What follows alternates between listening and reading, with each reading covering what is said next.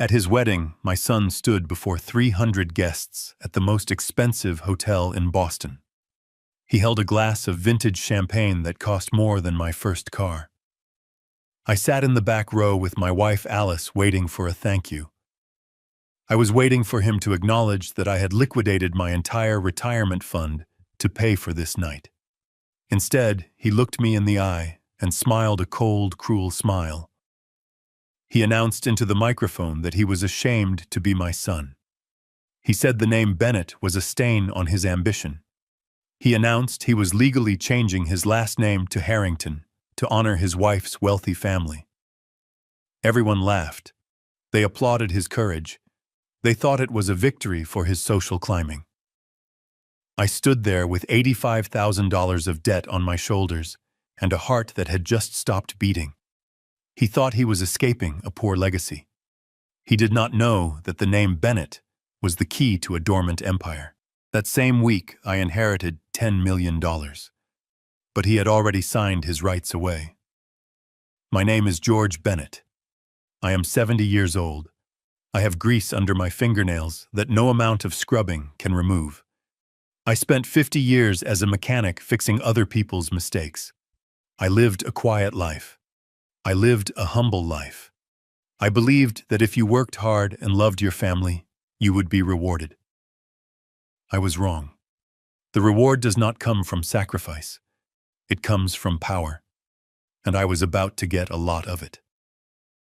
The crystal chandeliers of the Fairmont Copley Plaza hummed with a light that hurt my eyes. It was a golden, aggressive light.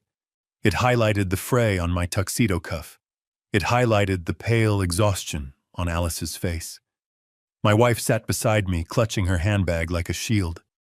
She was 68 years old, and her heart was failing. The doctors told her to avoid stress. They told her to rest. Yet here we were at the event that had drained the life out of us. I looked around the ballroom. It was a sea of silk and designer suits. The flower arrangements alone cost $12,000. I knew the price because I wrote the check. I knew the price of the imported lobster on the plates. I knew the price of the live orchestra playing waltzes in the corner. I knew it all because Brandon had demanded it. "Dad, you only get married once," Brandon had said 6 months ago. "The Harringtons are used to a certain standard. We cannot look cheap. We cannot look cheap." That phrase echoed in my head. I looked at the table in front of us. It was table number 24. It was the last table in the room. We were placed next to the kitchen doors. Every time a waiter walked out with a tray of dirty dishes, the swinging door hit the back of Alice's chair. This was where the groom's parents were seated. In the center of the room sat the Harrington family, Rich and Susan Harrington. They owned half the commercial real estate in downtown Boston. They sat at the head table like monarchs holding court. Rich was laughing loudly. He was a large man with a red face and teeth that were too white. He clapped Brandon on the shoulder. He treated my son like a prize poodle he had just bought at an auction. I felt a hand on my arm. It was Alice. Her fingers were trembling.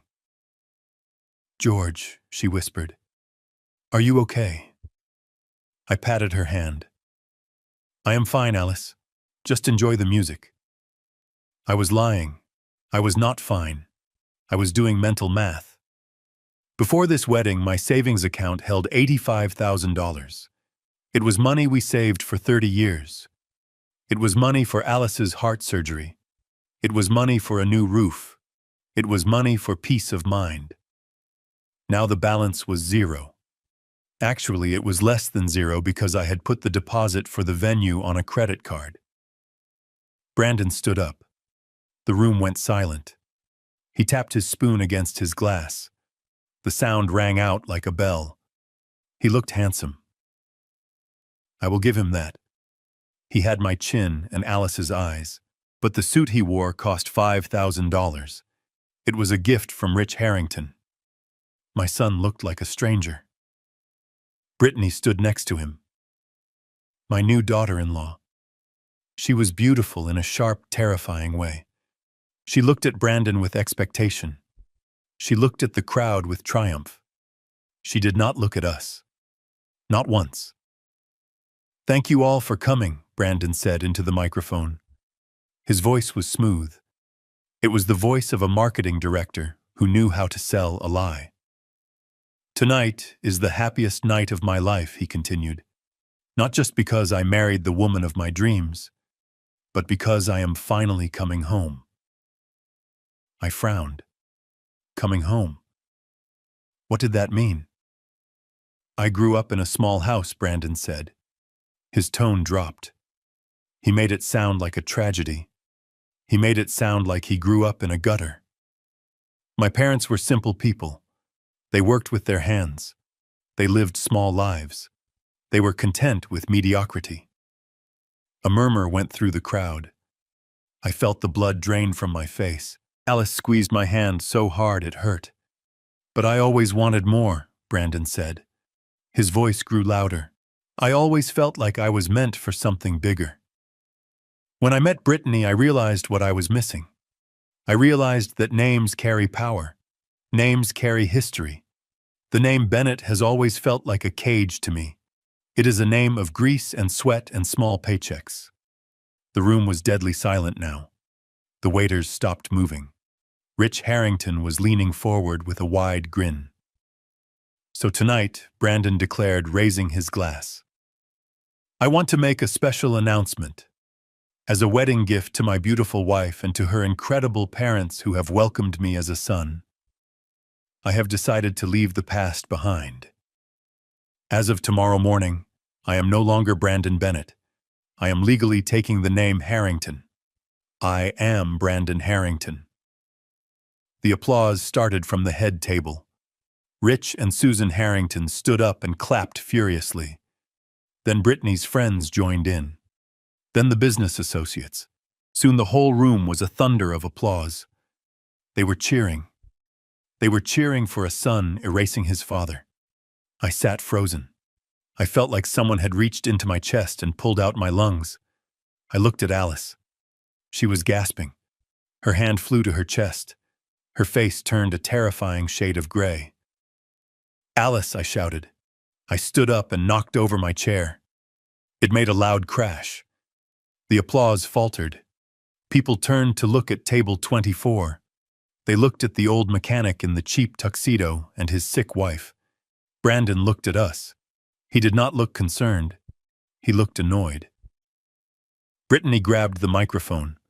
Her voice was sharp and amplified by the speakers.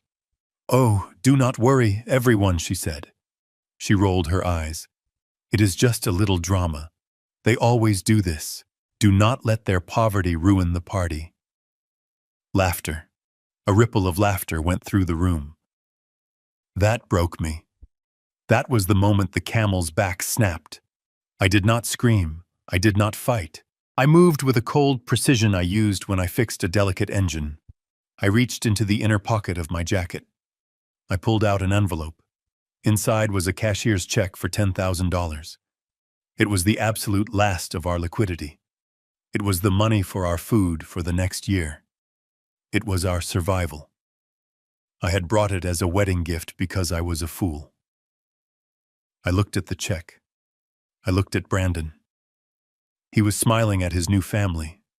He was a Harrington now. Harringtons did not need $10,000 from a mechanic. I walked toward the trash can near the kitchen door. It was an open bin filled with discarded shrimp tails and used napkins. I held the check up. I made sure Brandon saw me. Our eyes locked across the room. For a second, his smile wavered. He saw the check. He knew what it was. I crumpled it into a ball. I dropped it into the garbage. Then I turned to Alice. "Come on, Alice. We are leaving." She nodded weakly. I helped her stand. She leaned her entire weight on me. We walked out of the ballroom. We walked past the table of wedding favors we had paid for. We walked past the ice sculpture we had paid for. We walked out of the hotel and into the cold Boston night. Behind us, the music started again. The party continued.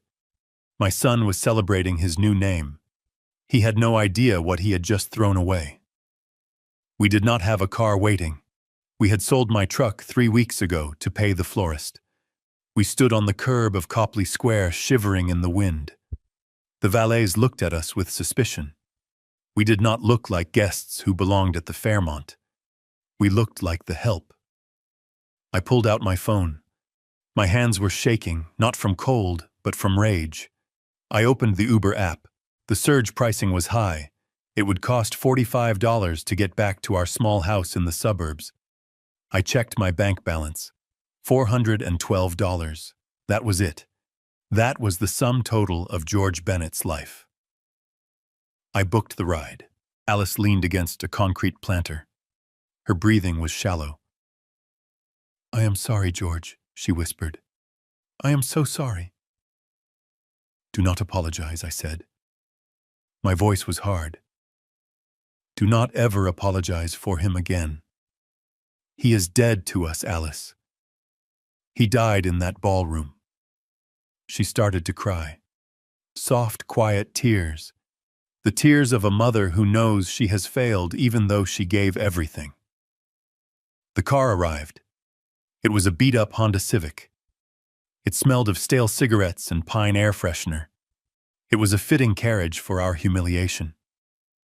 We sat in the back seat in silence. The driver tried to make small talk about the Red Sox.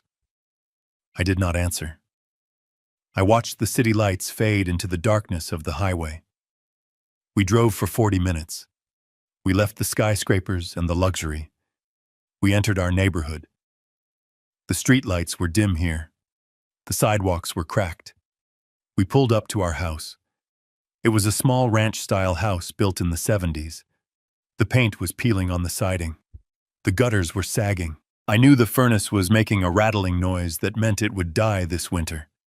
I knew the roof leaked over the garage. I looked at the house and I felt a wave of shame.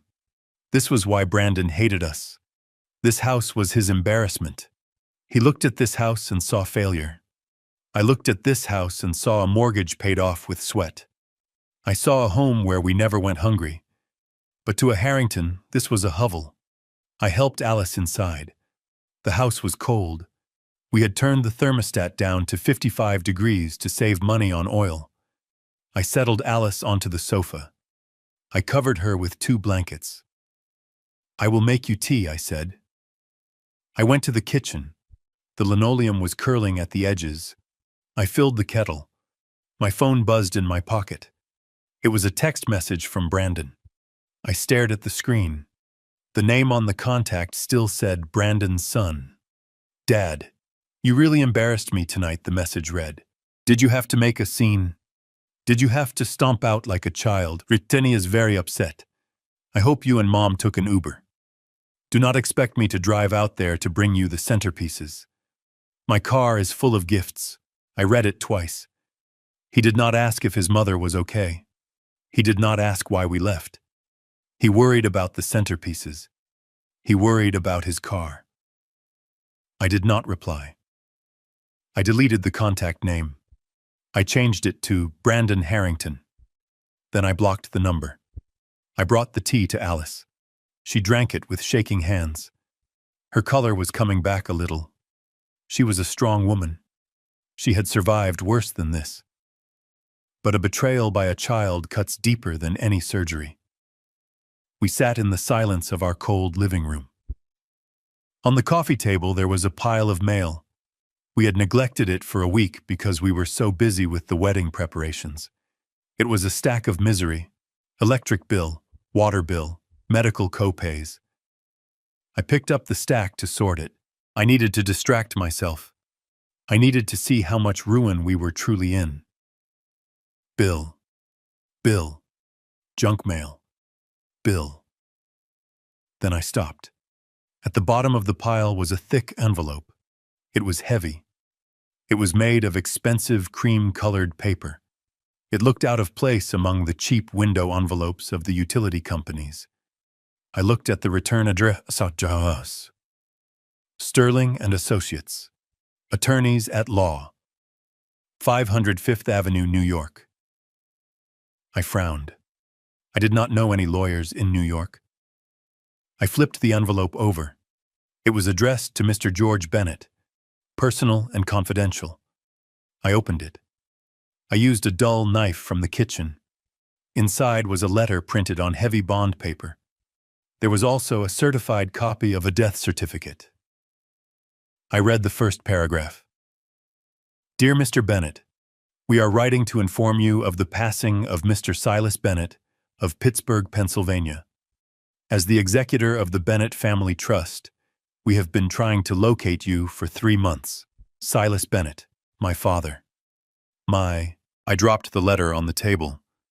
My hands went numb. Alice looked up. What is it, George? Is it another bill? No. I whispered. It is my father. He died. Alice knew the story. Everyone knew the story. I ran away from home when I was 18. My father was a tyrant. He was a steel magnate who believed that kindness was a weakness. He beat me. He belittled me. He tried to break me. So I left. I changed my middle name. I moved to Boston. I became a mechanic. I never took a dime from him. I never spoke to him again. I preferred poverty to his cruelty. I picked up the letter again. I continued reading. My brother William had died 5 years ago in a boating accident. William had no children. My mother had passed decades ago. The letter continued. According to the last will and testament of Silas Bennett, the entire estate was to be held in trust until his death. Since you are the sole surviving biological child, you are the primary beneficiary. I stopped breathing. I looked at the numbers on the second page. They were bold and black. The estate includes liquid assets totaling $10 million after federal and state taxes. It also includes controlling shares in Bennett Steel Industries, valued at approximately $50 million. $10 million. I looked around my living room. I looked at the peeling paint. I looked at the blanket covering my wife. I looked at the empty spot where my retirement savings used to be. There was more. A final paragraph. However, Mr. Silas Bennett included a specific lineage clause in the trust. The assets are to be distributed solely to individuals who legally bear the surname Bennett. This clause was created to ensure the legacy of the family name. I read it again. Legally bear the surname Bennett. I looked at my phone. I looked at the blocked number of Brandon Harrington. My son had stood on a stage 2 hours ago. He had told 300 people he hated the name Bennett. He had signed legal documents to change it. He had mocked the very thing that was about to make him a king. A laugh bubbled up in my throat. It was a dry, dark sound. What is it? George Alice asked. She was scared now. I handed her the letter. Read it, Alice, I said. Read it and tell me if I am dreaming. She put on her reading glasses. She read silently. Her lips moved. Then she gasped. She looked at me. Her eyes were wide. George, she whispered. $10 million. Yes, I said. And Brandon, she asked. She looked at the clause. I stood up. I walked to the window. I looked out at the dark street. Brandon just made the most expensive speech in history, I said. He threw us away, Alice. He threw away the name. He wanted to be a Harrington. He wanted their money. He wanted their prestige. Well, he got the name. I turned back to my wife. Tomorrow morning, a lawyer named Leonard Sterling is coming here. He is flying in from New York. Alice sat up straight. She pushed the blanket aside. The shock seemed to have revived her. What are we going to do, George? I walked over to the trash can in the kitchen. I looked at the empty space where the check for $10,000 would have been if I hadn't thrown it away at the hotel. We are going to do nothing, I said. Nothing. We are going to let Brandon enjoy his new life, I said. He wanted to be independent. He wanted to be superior. We will let him think he won. We will let him think we are destitute. We will let him come to us when the Harringtons realize he is useless. I picked up the letter. I folded it carefully. I put it back in the envelope. And when he comes back, I said, my voice low and steady, I will show him exactly what the name Bennett is worth. The next morning, the sun rose over a different world. The house was still cold. The roof still leaked, but the air felt different. It felt charged. At 9 o'clock, a black sedan pulled up to our curb. It was a Lincoln. It looked out of place next to my neighbor's rusted pickup truck. A man stepped out. He was tall and thin. He wore a suit that cost more than my house. He carried a leather briefcase. He walked up our cracked walkway without looking down. I opened the door before he knocked. "Mr. Bennett," he asked. His voice was like dry ice. "I am George Bennett. I am Leonard Sterling. May I come in?" He entered our living room. He did not grimace at the smell of old carpet.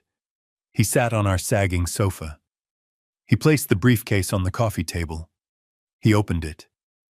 The interior was lined with velvet. He pulled out a stack of documents. "Mr. Bennett," "Will be brief," he said. "Your father was a difficult man, but he was efficient. The transfer of funds is ready. I just need to verify your identity and your current legal name." I handed him my driver's license. He checked it. He nodded. "And do you have any children?" he asked. I paused. I looked at Alice. She was holding her breath. "I have a son," I said. "Brandon." Leonard Sterling pulled out a pen. "And does Brandon bear the surname Bennett?" I looked the lawyer in the eye. "As of last night," I said. "My son publicly announced he has changed his name to Harrington. He has filed the paperwork with the courts." Leonard Sterling stopped writing. He looked up. His expression did not change, but his eyes sharpened. "Is that so?" he said. "Yes," I said. "Then under the terms of the Silas Bennett Trust," Leonard said, closing the file, "your son is legally considered deceased for the purpose of this inheritance. He is disinherited." I nodded. "Good," I said. Leonard Sterling looked at me. For the first time, he smiled. It was a shark's smile. "I think we are going to get along very well, Mr. Bennett," he said. "Now let's discuss how you would like to receive your $10 million. I sat back in my chair. I thought about the wedding. I thought about the laughter. I thought about Brittany's sneer. "Mr. Sterling," I said, "I want it all in a trust. I want it hidden. I want no one to know I have this money. Not yet." "Why?" he asked. "Because I want to see how far they will go," I said. "My son thinks I am a poor old man. I want to see how he treats a poor old man before he finds out that man owns the ground he walks on." Leonard Sterling nodded. "The silent approach," he said. "Very wise." He slid a document across the table. "Sign here, Mr. Bennett, and welcome to the rest of your life." I signed. The ink was black and permanent. The game had begun. Brandon Harrington had fired the first shot, but he had no idea I had just bought the whole battlefield. Leonard Sterling sat on my sagging beige sofa like a king sitting on a crate. He did not fidget. He did not look at the water stain on the ceiling.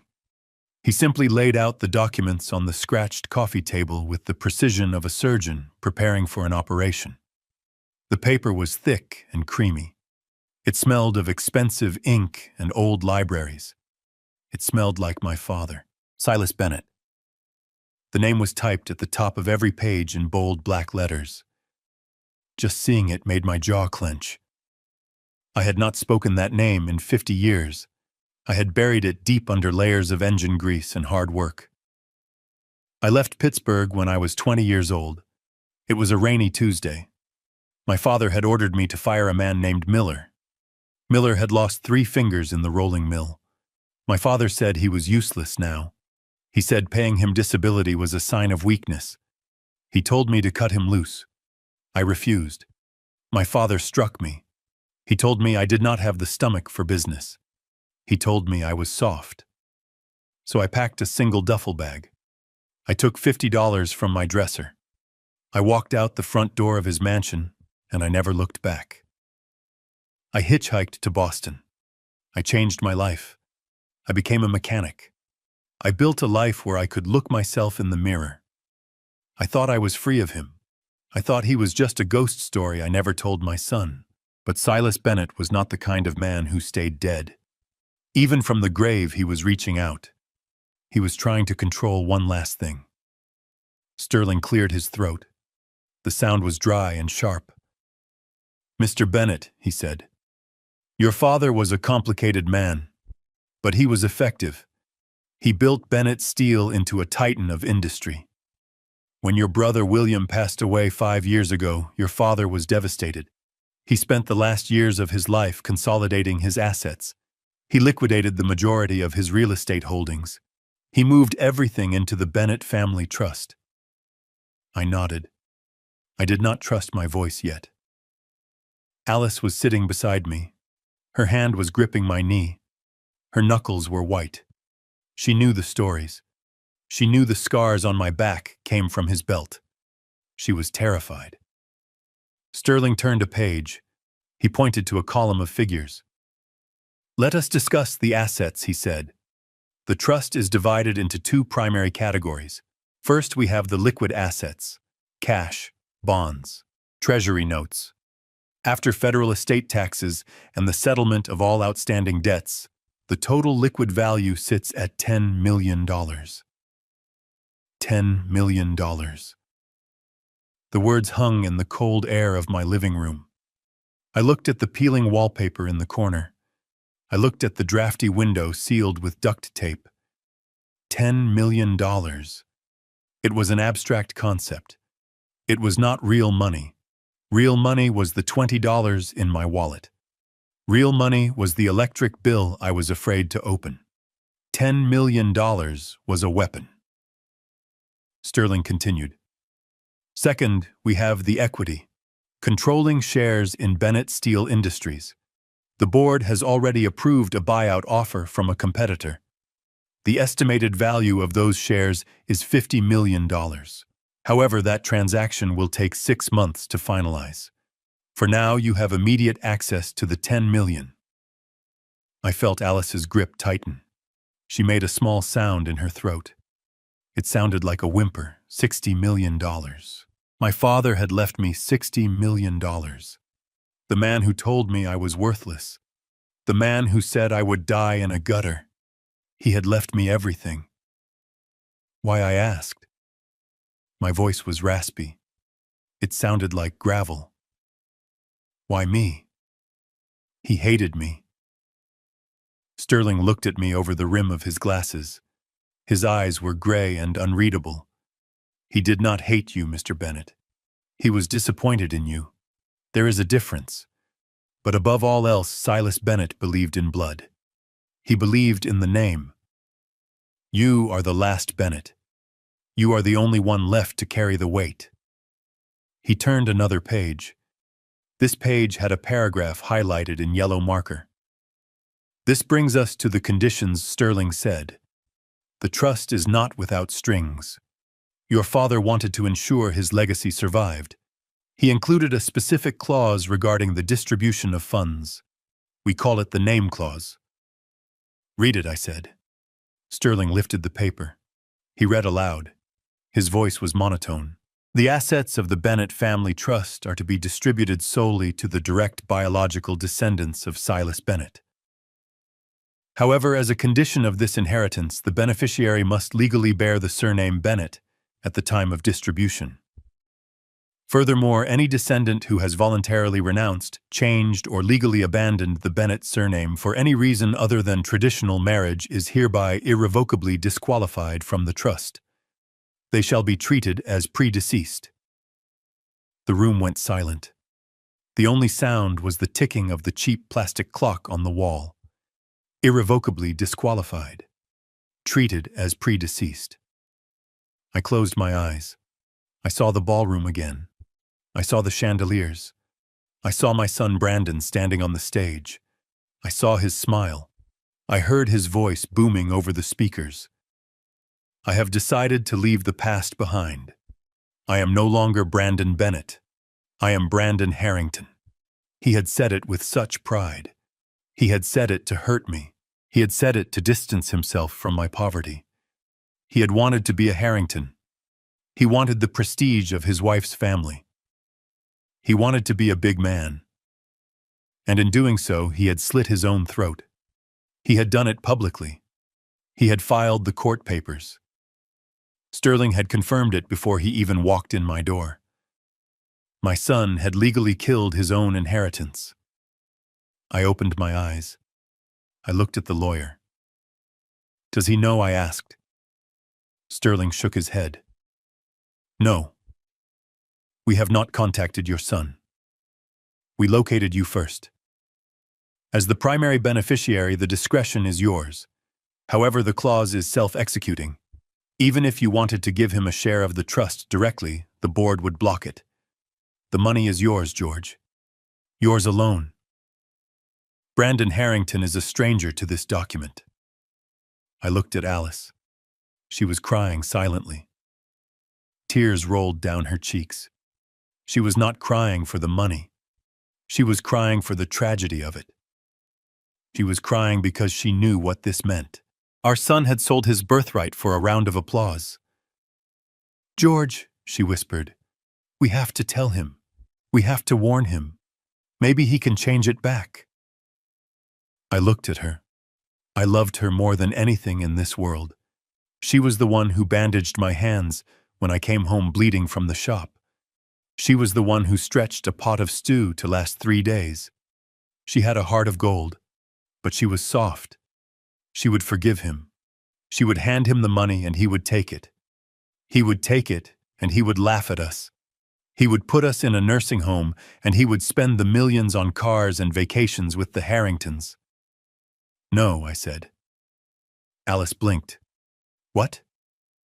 "No," I repeated. "We do not tell him." Sterling watched me. He did not look surprised. He looked interested. "Mr. Sterling," I said, "I want you to set up the account. I want the 10 million transferred today. But I want it quiet. I want it in a blind trust. No press releases, no public announcements. I want to see something." "What do you want to see, George?" Alice asked. I stood up. I walked to the window. I looked at the rusted mailbox at the end of the driveway. "My son thinks we are dirt," I said. "He thinks we are nothing. He changed his name because he was ashamed of us. He thinks the Harringtons are his saviors. He thinks they are better than us because they have money." I turned back to the room. "I want to see how he treats us now," I said. "I want to see how he treats us when he thinks we have nothing left to give. He drained my savings. He humiliated us in public. Now he is going to come back. I know him. He will come back to twist the knife. He will come back to demand more. He will want this house. He will want the land. He will try to squeeze the last drop of blood from this stone." I leaned over the table. I looked Sterling in the eye. "Let him do it," I said. "Let him try. I want to see his face when he realizes he is standing on a trapdoor. I want him to feel the fall." Sterling nodded slowly. A small smile touched his lips. It was a cold smile, a Bennett smile. "The silent test," he said. "It is brutal. It is efficient. Your father would have approved." "I do not care what my father would have approved," I said. "I am not doing this for Silas. I am doing this for dignity. I am doing this because for 30 years I taught that boy to be a man. I taught him honor. I taught him loyalty. And he threw it in the trash for a shiny new last name." I sat back down. I picked up the pen. It felt heavy in my hand. I signed the papers. George Bennett. The name looked strong on the paper. It looked expensive. Alice watched me. She wiped her tears. She sat up straighter. She saw the look in my eye. She knew that look. It was the look I had when I fixed an engine that everyone else said was broken. It was the look of a man who was done being pushed around.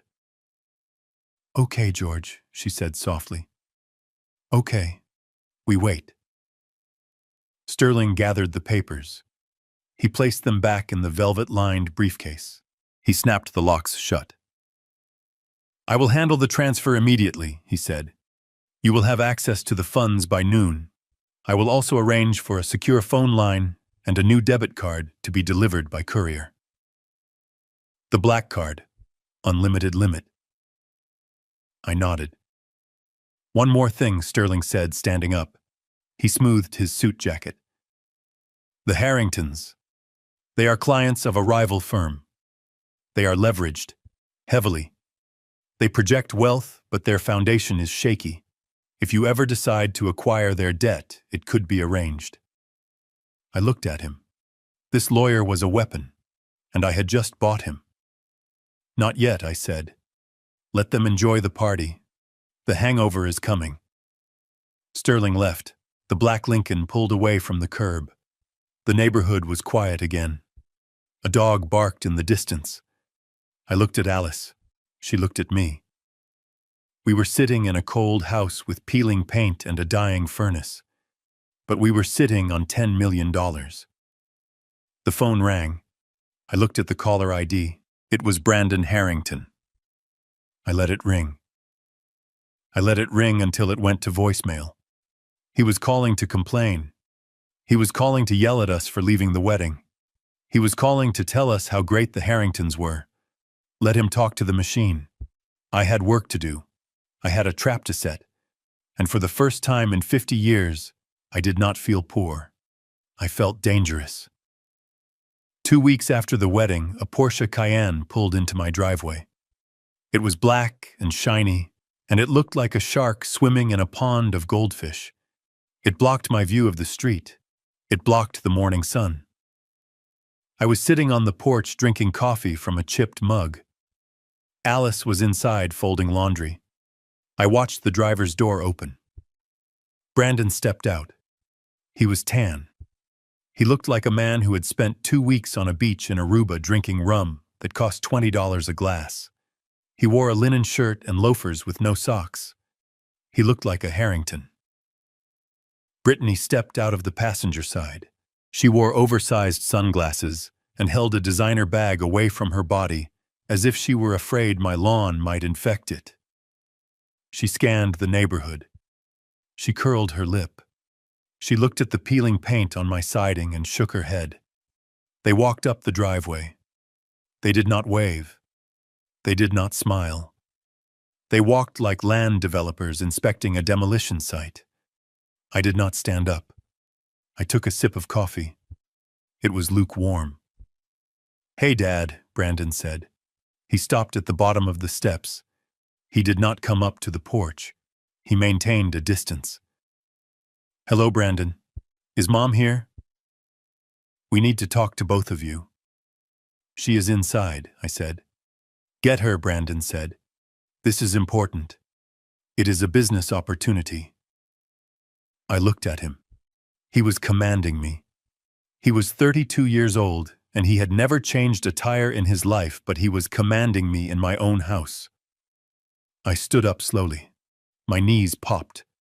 I went inside and called Alice. She came out wiping her hands on her apron.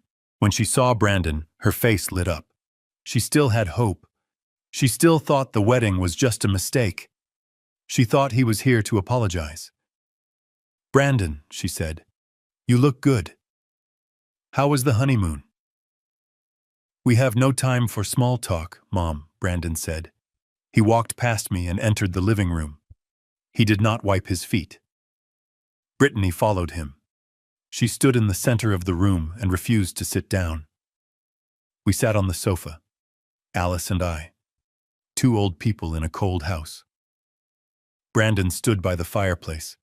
He looked at the family photos on the mantel. He turned one face down. "Here is the situation," Brandon said. Rich Harrington, my father-in-law, has offered me a buy-in on his next project. It is a luxury condo complex in Seaport. It is a guaranteed return, 300% in 2 years. It is the chance of a lifetime. That sounds nice for you, Brandon, I said. It is nice, Brandon said. But there is a buy-in fee. I need capital. I need $200,000 by Friday to secure my equity stake. I looked at him. I had $10 million sitting in a blind trust account that Leonard Sterling had opened for me days ago. I could write a check for $200,000 and not even notice. I could buy the whole condo complex. But Brandon did not know that. Brandon thought I had $400. I do not have $200,000, son, I said. You know that. I spent everything on your wedding. Brandon sighed. He looked at Brittany. She rolled her eyes. We know you do not have cash, George, Brittany said. She used my first name. She had never called me Dad. She barely called me George. Usually she called me nothing. We know you are liquid poor, but you are sitting on an asset. She pointed a manicured finger at the floor. This house, she said. I looked at the floor. The carpet was worn. What about it? I asked. The market is hot, Dad, Brandon said. Zillow estimates this lot is worth $280,000, mostly for the land. The house is a teardown, obviously, but the land has value. I felt Alice stiffen beside me. You want us to sell our house? Alice whispered. We do not want you to sell it, Mom, Brandon said. We need you to sell it. We need the equity. Rich says if I bring this capital, I am made partner. This is my future. This is the Harrington legacy. And where will we live? Alice asked. Her voice was trembling. Brittany pulled a brochure from her bag. She tossed it onto the coffee table. It slid across the wood and stopped in front of me. Sunny Acres Assisted Living, Brittany said. It is in New Hampshire. It is very affordable. They accept state aid. You would be comfortable there. You would not have to worry about maintenance or heating bills. It is really the responsible choice at your age.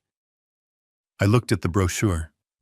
It showed old people in wheelchairs staring at a television. It was a warehouse for the dying. It was 2 hours away. You want to put us in a home, I said. It is a community, Brittany corrected. And frankly, George, you are being selfish. You are sitting on capital that could launch Brandon's career. You are hoarding resources you do not need. You are 2 people in a 3-bedroom house. It is wasteful. I looked at Brandon. I waited for him to defend us. I waited for him to say that this was the house where he grew up. This was the house where I built him a treehouse. This was the house where Alice nursed him through the flu. Brandon looked at me. His eyes were cold. She is right, Dad, he said. You are barely scraping by. The furnace is dying. The roof leaks. You cannot afford this place. If you sell it now and give me the money, I can invest it. I will pay for your room at Sunny Acres. It is a win-win. It is not a win for us, I said. This is our home. It is a rotting box, Brittany snapped. Listen to me. Rich Harrington does not wait. This deal closes Friday. If you do not sell, we lose the spot. Do you want to be the reason your son fails? Do you want to be the anchor around his neck? I looked at Brittany. She was 28 years old. She had never worked a day in her life. She was wearing shoes that cost more than my mortgage payment, and she was calling me an anchor. Why does Rich Harrington not lend you the money? I asked. Because he wants to see skin in the game, Brandon said. He wants to see that I am committed. He wants to see that I can mobilize assets.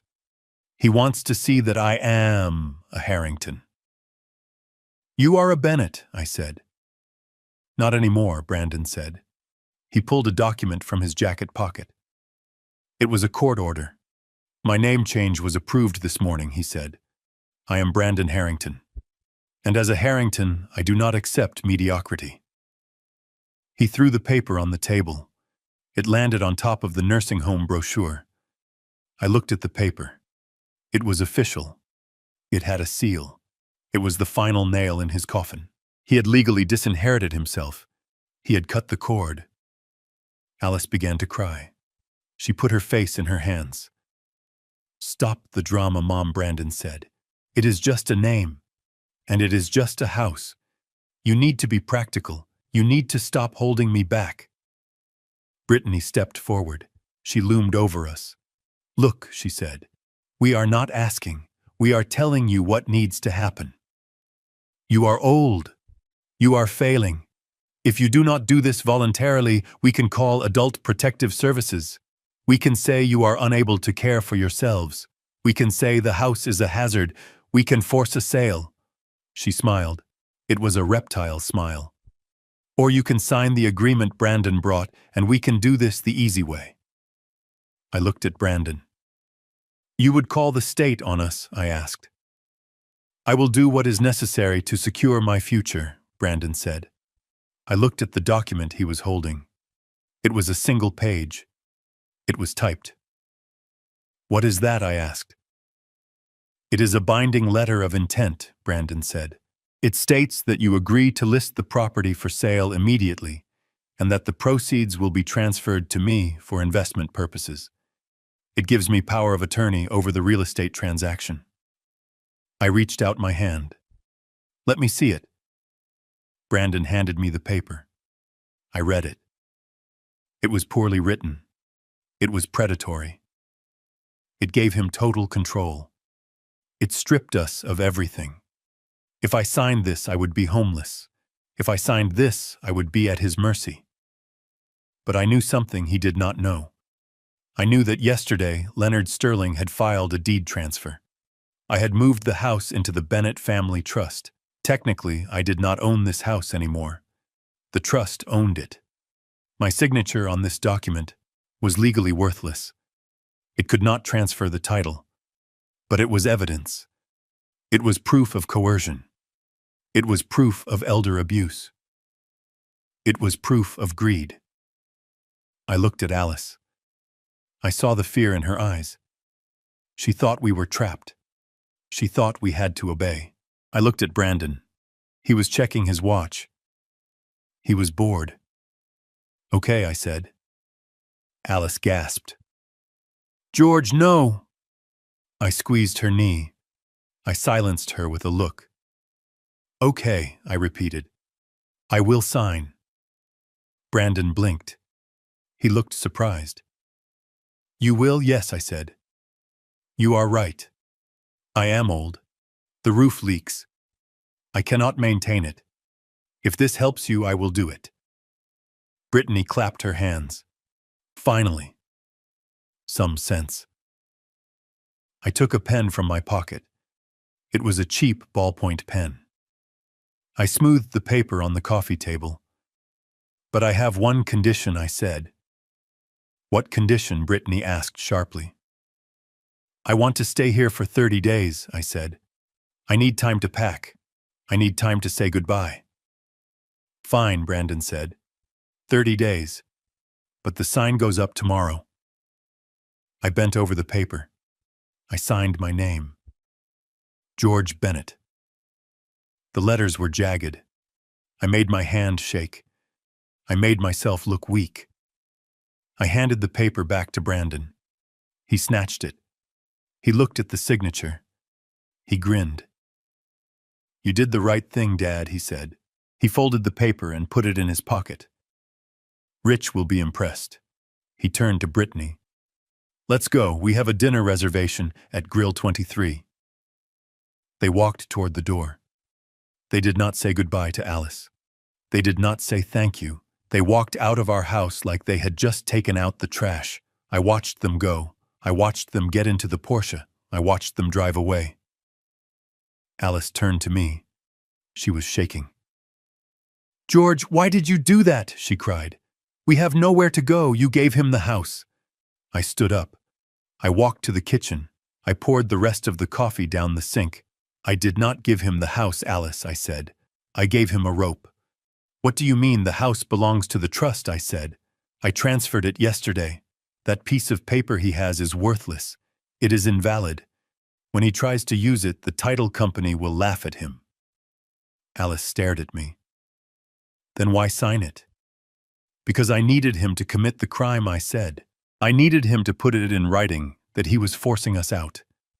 I needed him to think he had won. I walked back to the living room. I picked up the brochure for Sunny Acres. I crumpled it in my fist.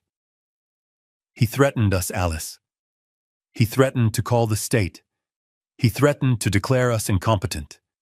He brought his wife here to insult you in your own home. I threw the crumpled brochure into the fireplace.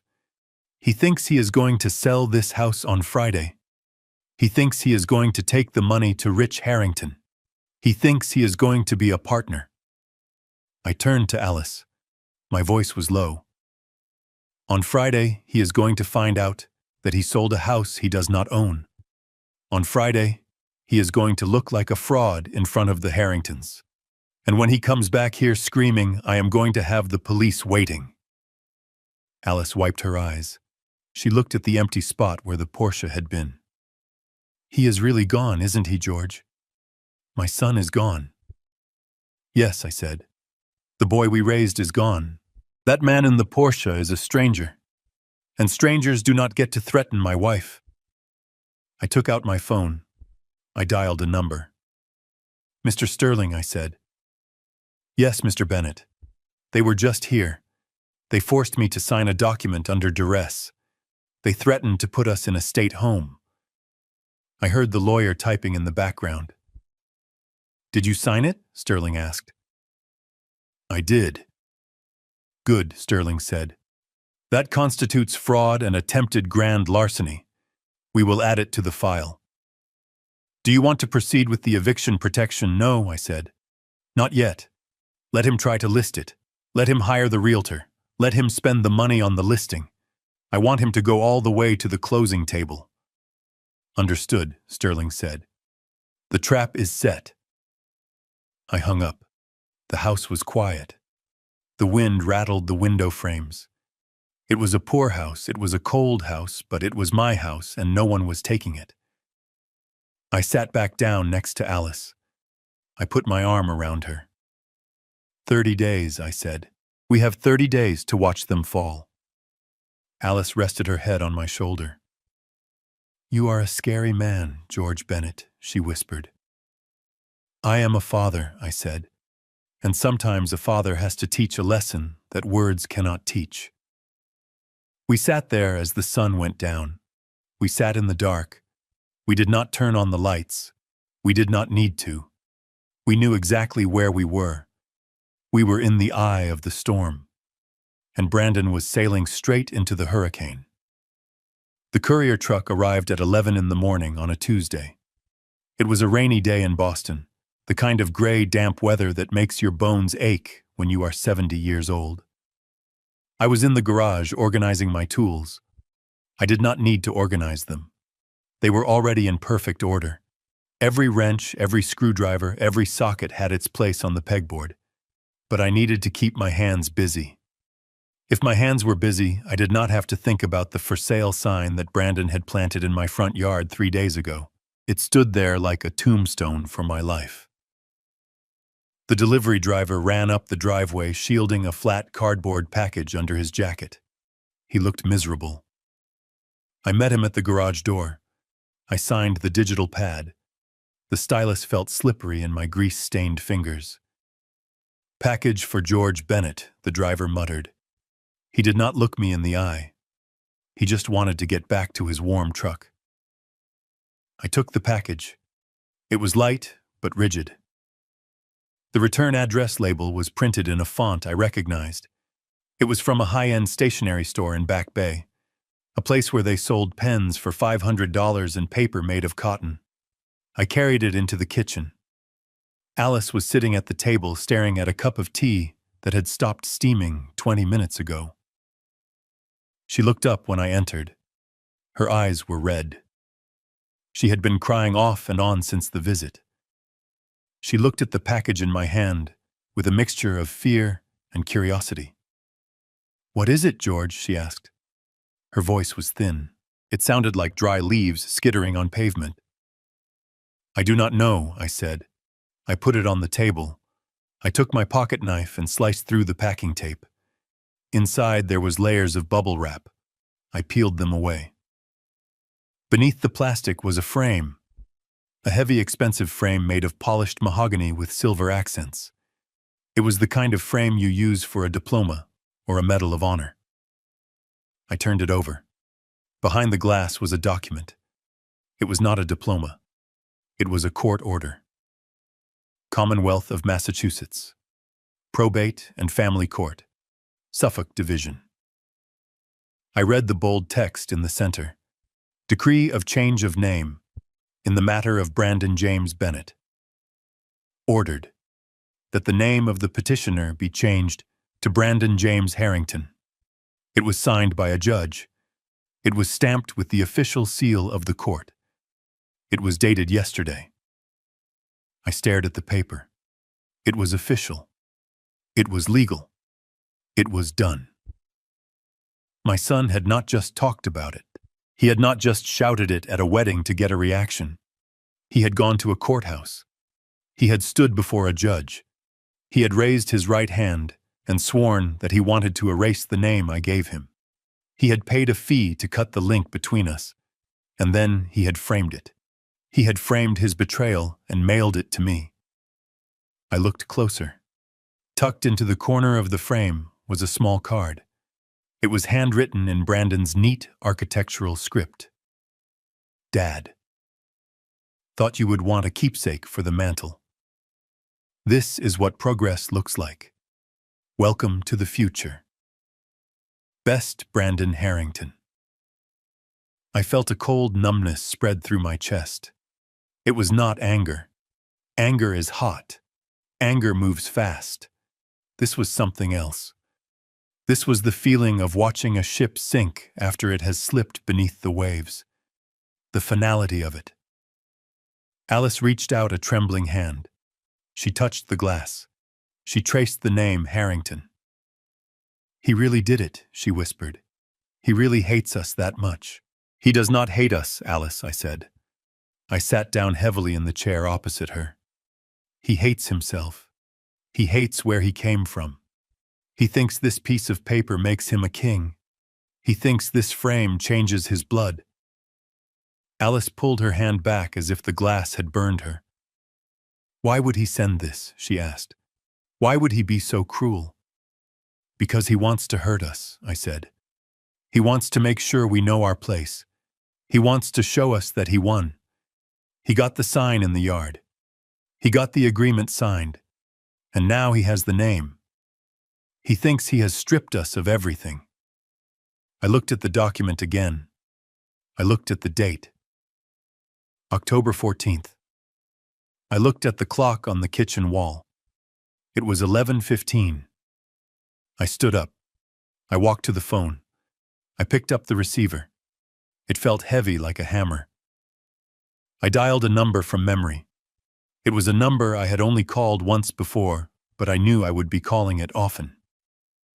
Leonard Sterling answered on the second ring. Sterling. Miss Sterling. This is George Bennett. Ah, Mr. Bennett. Good morning. To what do I owe the pleasure? I received a package, I said. From my son. Or rather, from the man who used to be my son. There was a pause on the line. I could hear the faint sound of a siren in the background in New York. Go on, Sterling said. He sent me a framed copy of a court order, I said. A decree of change of name. It is official. Suffolk County Probate Court. He is legally Brandon Harrington.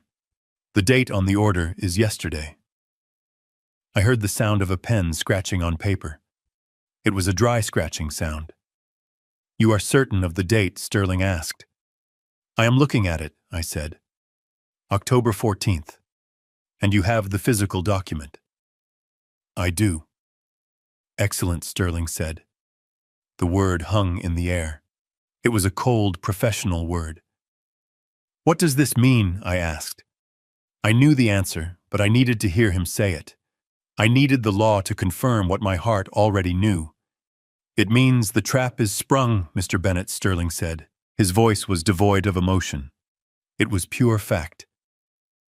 "The name clause in your father's trust is explicit.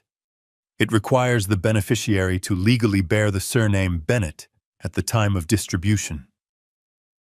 By legally changing his name, Brandon has voluntarily disqualified himself. He has triggered the disinheritance clause." "So it is final?" I asked. "It is absolute," Sterling said. "Even if you died tomorrow, the trust would bypass him. He is no longer a recognized descendant for the purposes of the estate. He has legally severed his financial artery. He just burned a check for $30 million, and he paid a court filing fee to do it." $30 million. I looked at the frame on the table. I looked at the cheap pine cabinets of my kitchen. "Does he have any recourse?" I asked. "Can he change it back if he finds out?" Sterling chuckled. It was a low, dry sound. "He can try," Sterling said. "But the clause specifies that the name must be continuous. A reinstatement after the fact would be seen as a fraudulent attempt to circumvent the conditions of the trust. We would crush him in probate court." "No, Mr. Bennett. He made his choice. He made it publicly. He made it legally. He made it loudly. There is no going back." I took a deep breath. The air in the kitchen smelled of old tea and lemon cleaner. "Okay," I said. "Do you want me to notify him?" Sterling asked. "Do you want me to send a letter informing him of his forfeiture?" "No," I said quickly. "No, not yet." "Why?" Sterling asked. "Because he is not done," I said. "He changed his name. He put the sign in the yard. But he has not finished the job. He still thinks he is selling my house on Friday. He still thinks he is taking my money to Rich Harrington." I looked at Alice. She was staring out the window at the rain. She looked small. She looked broken. "I want him to walk into that closing on Friday," I said. "I want him to sit at the table with the Harringtons. I want him to feel like he owns the world. And then I want to pull the rug out." "I understand," Sterling said. "The closing is scheduled for Friday at 2 o'clock. I have already been contacted by the title company. They saw the deed transfer to the trust. They are confused. I told them to hold off on notifying the listing agent. I told them the seller would clarify everything at the table." "You are coming to the closing?" I asked. "I wouldn't miss it," Sterling said. "I will bring the trust documents. I will bring the copy of his name change decree. We will put them side by side on the table. It will be a very educational afternoon for young Mr. Harrington." "Thank you, Leonard," I said. We hung up. I walked back to the table. I picked up the frame. It was heavy. It was solid. I walked to the trash can. I thought about throwing it away. I thought about smashing the glass and shredding the paper. It would have felt good. It would have been a release, but I did not. I walked into the living room. I placed the frame on the mantel right next to the photo of Brandon graduating from college. In that photo, he was wearing a cap and gown. He was smiling. He was a Bennett then. I put the name change decree next to it. Alice walked in. She saw what I had done. "Why, George," she asked. "Why would you put that up there?" "It is an insult." "No, Alice," I said. "It is not an insult. It is a reminder." "A reminder of what?" "A reminder of who he is," I said. "When he comes back here crying.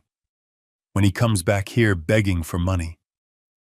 When he realizes the Harringtons only loved him for what they thought he could give them. I want him to look at that mantle. I want him to see that he did this. I did not disinherit him, Alice. He disinherited himself. He framed it. He sent it to us." I touched the silver edge of the frame. "He wanted to be a Harrington," I said softly. Now he gets to be a Harrington, for better or for worse. And starting Friday, it is going to be for worse. My phone buzzed in my pocket. I pulled it out. It was a text message. From Brandon Harrington. Hope you got the package, Dad. It is official. The sign looks good in the yard. Realtors are already calling. Pack your boxes. We are moving fast. I read the message. I did not reply. I put the phone away. I looked around the living room. I looked at the old sofa. I looked at the worn rug. Pack your boxes, he said. I walked to the closet. I pulled out a suitcase. Are we packing, George? Alice asked. Her voice was fearful. Are we really leaving? Yes, Alice, I said. We are packing. She started to cry again. Where are we going? Sunny Acres. I went to her. I held her shoulders. I looked into her eyes.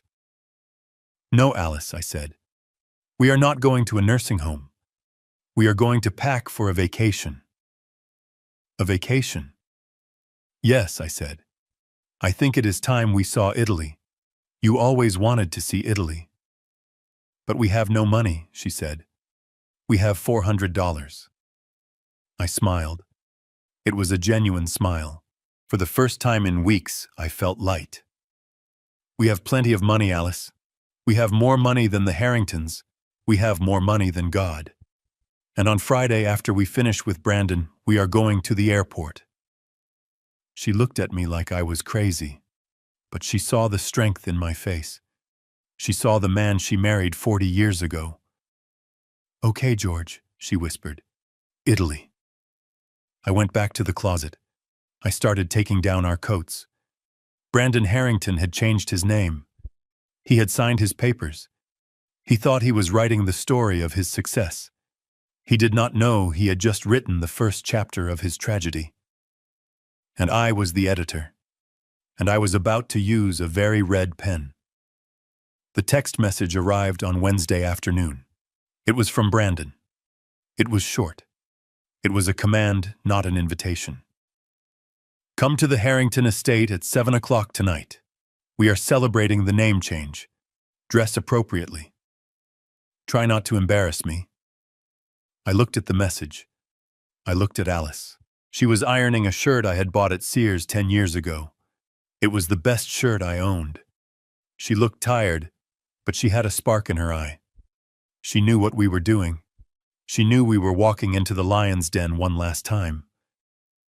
We are going, I said. Alice nodded. She put the iron down. She smoothed the collar. Why, George, she asked, why do we have to endure them again? Because I want to see it, I said. I want to see them at their peak. I want to see them gloat. I want to remember their faces when they think they have won. It will make Friday sweeter. I went to the bedroom. I opened the closet. I reached into the back. There was a box there. Inside the box was a bottle of wine. I had bought it yesterday with the debit card Leonard Sterling had sent via courier. The card was heavy and black. The limit was non-existent. I had walked into the finest wine merchant in Boston. I had asked for something specific. I asked for a 1982 Chateau Petrus. The clerk had looked at my grease-stained hands. He had hesitated. Then I showed him the card. His attitude changed instantly. The bottle cost $5,200. It was dusty. It looked old. To an untrained eye, it looked like something you found in a basement. I put the bottle in a brown paper grocery bag. It was a deliberate choice. I wanted it to look humble. I wanted them to judge the package, not the contents. We drove to Weston. The Harrington estate was a monstrosity of new money. It had columns that were too big. It had a fountain that sprayed water 10 feet into the air. It had a driveway paved with imported stone. When I pulled my rusted Honda Civic up to the front entrance, the valet looked at me with open disgust. He was a young kid in a red vest. He waved his hand, shooing me away.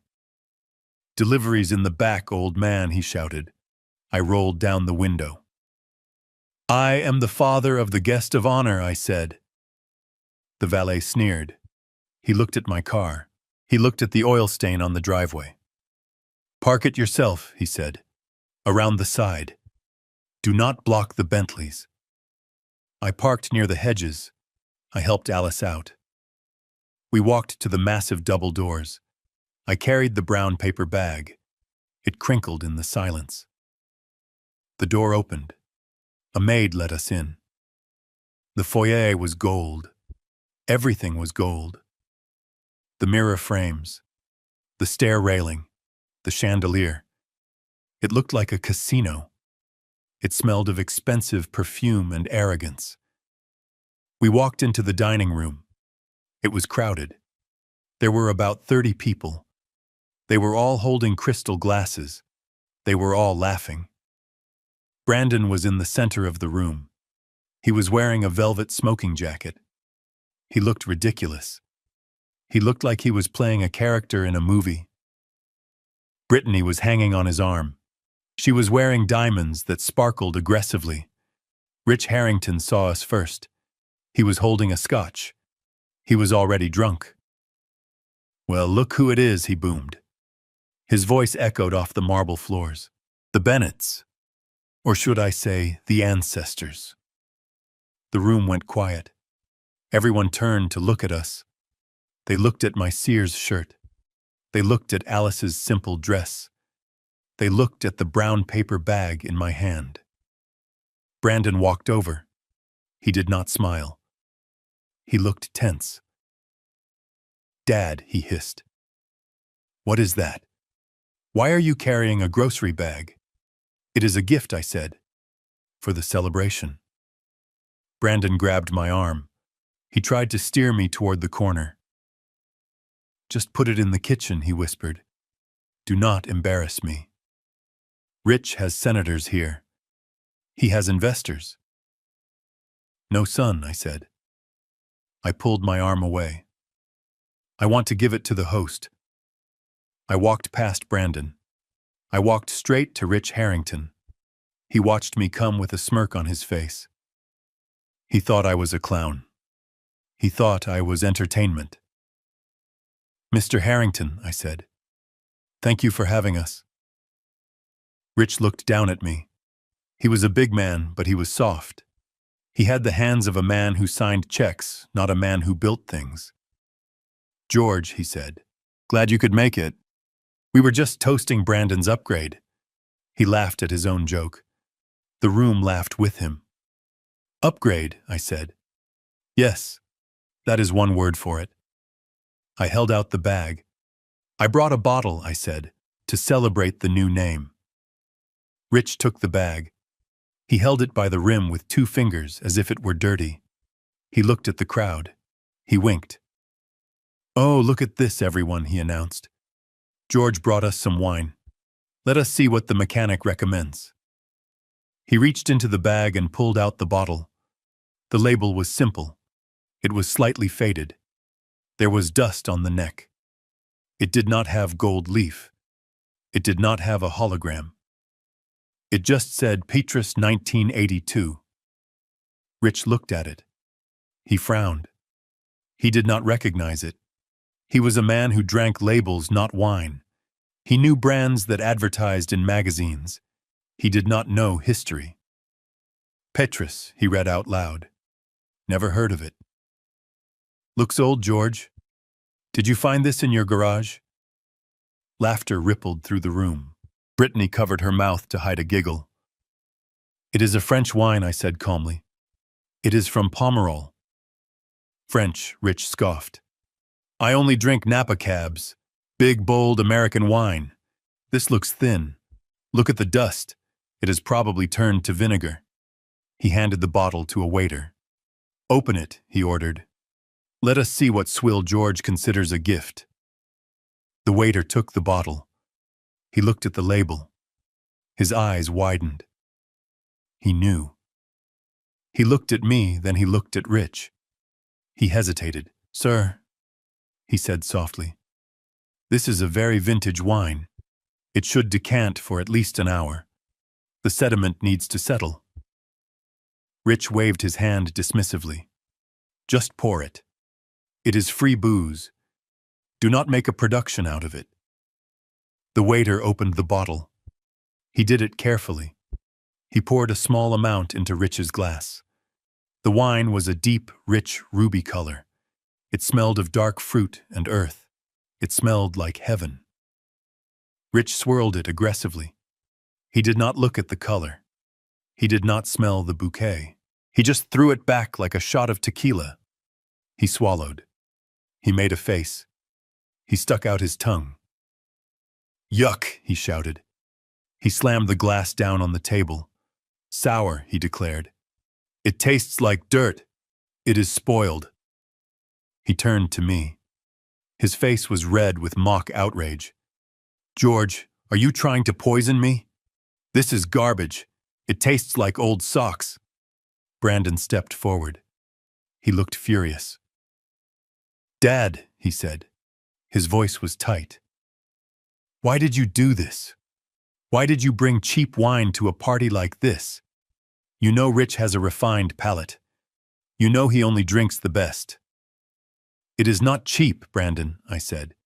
It is in a paper bag, Brandon snapped. It is covered in dust. It is insulting.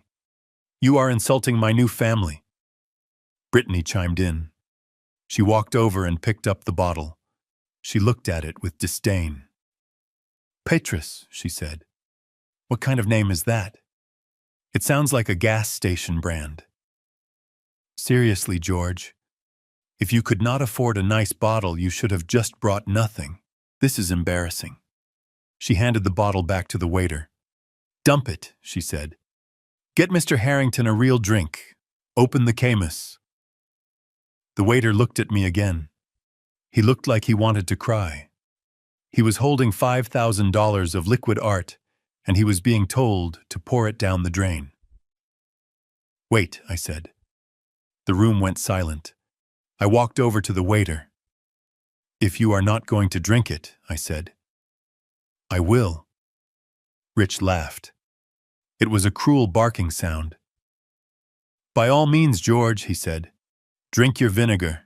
Maybe it suits you. You are used to cheap things. I took the glass from the waiter. I poured myself a generous amount. I swirled it gently. I watched the legs of the wine run down the crystal. I lifted it to my nose. I inhaled. It was complex. It was perfect. I took a sip. It was silk. It was the taste of power. It was the taste of patience. I drank it slowly. I savored it while 30 rich fools watched me with pity. I finished the glass. I set it down on the table. I reached into my pocket. I pulled out the receipt. I had folded it neatly. I placed the receipt on the table next to the rejected bottle. It is an acquired taste, I said. My voice was steady. It was quiet, but it carried to every corner of the room. Rich looked at the paper. He did not pick it up. He just glanced at it. What is this? He asked. It is the receipt, I said, in case you want to return the rest of the case I bought. Rich picked up the slip. He adjusted his glasses. He read the total. $5,200. He froze. His mouth opened slightly. He looked at the bottle again. He looked at the name. Petrus. He looked at me. His eyes were confused. He could not compute what he was seeing. A mechanic, a rusted car, a $5,000 bottle of wine. Brandon snatched the receipt from Rich's hand. He read it. His face went pale. Dad, he whispered. Where did you get this? Did you steal it? I looked at my son. He was so small. He was standing in a velvet jacket in a gold room surrounded by people who did not know the value of anything. I did not steal it, Brandon, I said. I bought it. I wanted to share the best with you. I wanted to celebrate your new name with something worthy of a king. I looked at Brittany. She was staring at the receipt over Brandon's shoulder. Her expression was blank shock. "But you said it tasted like dirt," I said to Rich. "You said it was garbage." I took Alice's hand. "I guess you were right," I said. "Some things are just too sophisticated for this room." I turned to the waiter. "Cork it," I said. "I am taking it home." The waiter nodded quickly. He recorked the bottle. He put it back in the brown paper bag. He handed it to me with both hands like it was a religious artifact. I took the bag. I looked at the room one last time. They were silent. They were uncomfortable. The dynamic had shifted. For a split second, they were not looking at a poor man. They were looking at a mystery. George Rich stammered. "Wait. If that is real." "It is real, Rich," I said. "But do not worry. I will not force you to drink vinegar. Enjoy your Napa cab. It suits you." I walked out. Alice walked beside me. Her head was high. We walked through the gold foyer. We walked out the big double doors. We walked past the Bentleys and the Porsches to my Honda Civic hidden in the bushes. I put the bottle in the back seat. I opened the door for Alice. "Did you see their faces, George?" she whispered. She was smiling. It was a small, wicked smile. "I saw them," I said. "Where did you get the money, George?" she asked. I started the car. The engine rattled. "It does not matter," I said. "What matters is that they failed the test." "What test?" "The taste test," I said. "They think wealth is shiny. They think wealth is loud.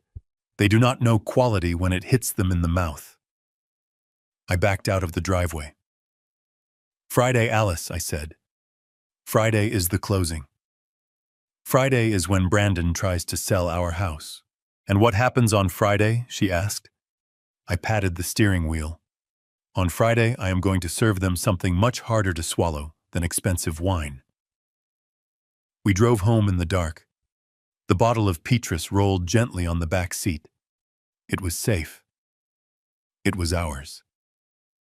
Back in the mansion, Brandon was probably trying to explain. He was probably telling Rich I was crazy. He was probably saying I charged it to a stolen card. Let them talk. Let them wonder. The vultures had picked at the carcass and found it was made of iron, and on Friday the trap would snap shut. Thursday morning arrived with a silence that felt heavy. It was the kind of silence that comes before a tornado touches down. We were packing. Alice was wrapping her porcelain figurines in old newspaper. Her hands were shaking so bad she dropped a shepherd boy. It shattered on the floor. She started to cry. She cried over a $2 statue because she thought her life was ending. I swept up the pieces. I put them in the trash. "Do not worry, Alice," I said. "We do not need it. We will buy new ones in Florence." She looked at me with red eyes. She wanted to believe me. But belief is hard when your house is full of boxes and your son has sold you down the river. At 10 o'clock, a vehicle pulled up to the curb. It was not a moving truck. It was a white van. It had no windows in the back. On the side, printed in cheerful blue letters, it said, "Sunny Acres Memory Care Transport." I looked out the window. My stomach turned over. Sunny Acres, the nursing home in New Hampshire, the warehouse for the forgotten. Alice saw it too. She grabbed my arm. Her grip was like iron. "George," she whispered, "why is that van here? You said we were going on vacation. You said we were safe." I did not have an answer. Not yet. The doors of the van opened. 2 men stepped out. They were big men. They wore white scrubs that were too tight across their shoulders.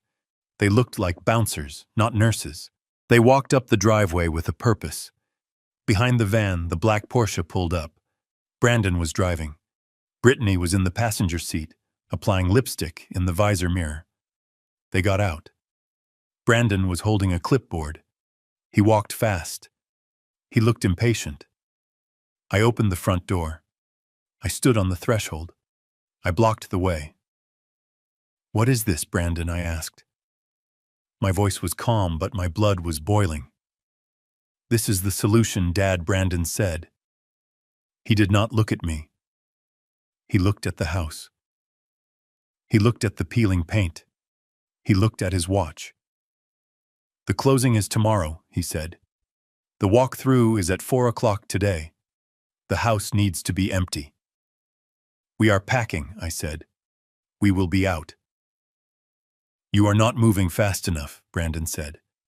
"And frankly, I do not trust you to leave. I do not trust your state of mind." He signaled to the two men in white. They stepped closer. They stood on the bottom step of the porch. They crossed their arms. "State of mind?" I asked. "Yes, Dad," Brandon said. He tapped the clipboard. "You came to a formal dinner last night dressed in rags, holding a bottle of wine that you claimed cost $5,000. You made a scene. You insulted my guests. You are clearly suffering from dementia. You are spending money you do not have on delusions of grandeur." He held up a paper. "I showed the receipt for the wine to a judge this morning," he said. "I showed him the letter you signed agreeing to sell the house. I explained that you are squandering your assets and acting erratically. I explained that Mom is too weak to stop you." I looked at the paper. It was an emergency temporary guardianship order. It was ex parte. That meant he had gone to a judge without me present. He had told a story. He had shown proof of my insanity. And a judge trying to protect a vulnerable senior had signed it. "So you are committing us?" I asked. "I am placing you in a safe environment," Brandon said. "Sunny Acres is expecting you. They have a room ready. It is a secure unit. You will be safe there. You will not be able to hurt yourself or your finances anymore." He turned to the men. "Grab the bags," he ordered, "and help them into the van. If they resist, use restraints. The order authorizes it." Restraints. My son was talking about tying me up. He was talking about strapping his mother to a gurney. Brittany walked up the steps. She stood next to Brandon. She smiled. It was a smile of pure malice. "It is for the best, George," she said. "Really. You will love the bingo nights. And we will take good care of the house money. We will invest it wisely." She tried to step past me into the house. I put out my arm. It was a bar of steel. I blocked her path. "You are not coming in," I said. "Move!" George Brittany snapped. "This is not your house anymore. Brandon is your guardian. He controls the property. He controls you." The two men in white stepped up. One of them reached for me. "Sir, please do not make this difficult," the man said. "We are just doing our job." I looked at the man. I looked at his name tag. It said, Mike. "Mike," I said, "if you touch me, I will break your wrist." Mike stopped. He looked at Brandon. "He is threatening us," Mike Brandon said. "See? Aggressive behavior, typical symptom. Grab him." Mike lunged. He grabbed my arm. I did not break his wrist. I am 70 years old, but I have spent 50 years wrestling with rusted bolts and seized engines. My grip strength is not normal. I grabbed his forearm. I squeezed. I twisted. Mike yelled. He let go. He stumbled back down the steps. "You crazy old man!" he shouted. Alice screamed from inside the house. I turned. The second orderly had gone around the back. He had entered through the kitchen door. He was dragging Alice through the hallway. She was fighting him. She was clawing at his arms. Her face was pale. Her lips were blue. She was having a panic attack. Her heart could not take this. "Let me go!" she screamed. "George, help me!" I roared. It was a sound I did not know I could make. I ran back into the house. I hit the orderly like a linebacker. We crashed into the wall. The drywall cracked. The orderly let go of Alice. He turned on me. He punched me in the chest. It hurt. My ribs ached. But I did not fall. I shoved him toward the door. "Get out," I yelled. "Get out of my house." Brandon ran in. He saw the chaos. He did not help his mother. He did not check on her heart. He pulled out his phone. He started recording. "Look at this," he shouted at the phone. "Look at how violent he is. This is proof. They need to be sedated. Mike, get the sedative." Mike came back in. He was holding a syringe. I backed up.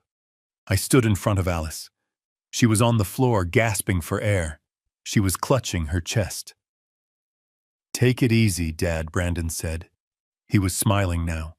He had the footage he needed. "Just let them give you the shot. You will wake up in New Hampshire. It will be peaceful." I looked at him. I looked at the son I had carried on my shoulders. I looked at the boy I had taught to ride a bike. He was gone. There was only a monster left. A monster who wanted my money so badly, he was willing to drug me and lock me away. He thought he had won.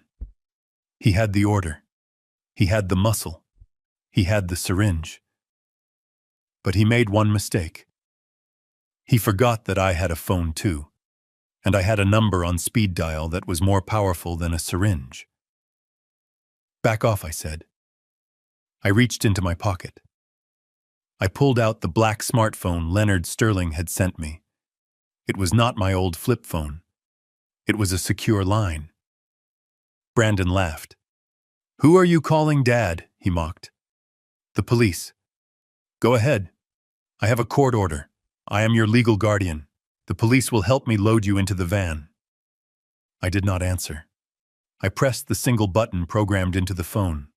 It rang once. "Sterling," I said.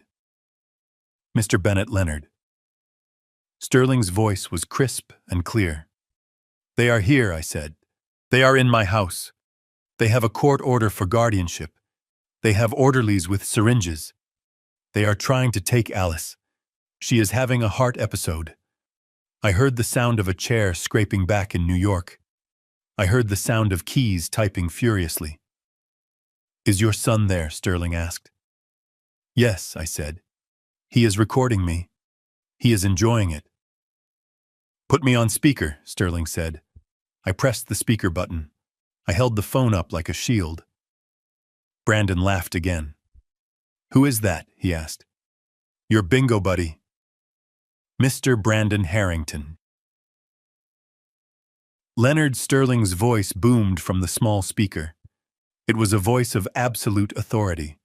It was a voice that stopped the room cold. Brandon stopped laughing. He frowned. "Who is this?" he asked. "My name is Leonard Sterling," Sterling said. "I am the senior partner at Sterling and Associates in New York. I represent the Bennett Family Trust, and I currently represent Mr. George Bennett." "Trust?" Brandon asked. "What trust?" "Mr. Harrington, listen to me very carefully," Sterling said.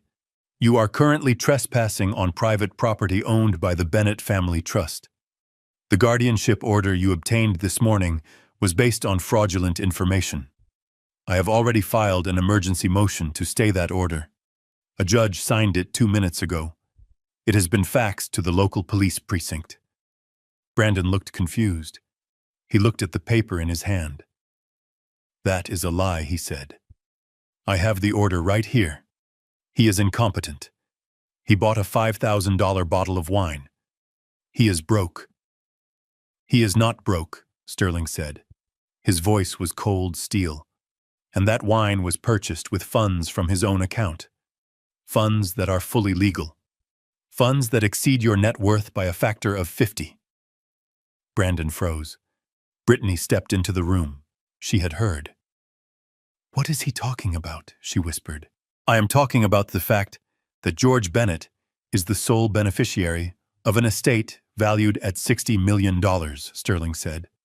The silence in the room was absolute. Even Alice stopped gasping. The orderlies lowered their hands. Mike hid the syringe behind his back. $60 million, Brandon whispered. "That is correct," Sterling said. "And you just assaulted a billionaire in his own home." Brandon looked at me. His eyes were wide. He looked at the peeling paint. He looked at my old clothes. He looked at the phone in my hand. "Dad," he said, "is that true?" I did not answer him. I spoke to the phone. "Leonard," I said, "they hurt Alice. They dragged her." "Are the police there yet?" Sterling asked. "I hear sirens," I said. "Good," Sterling said. "Now, Mr. Harrington, I suggest you instruct your hired thugs to step away from my client. If they touch him again, I will not only sue them into poverty, I will have them charged with kidnapping and assault. And as for you, Mr. Harrington, your problems are just beginning."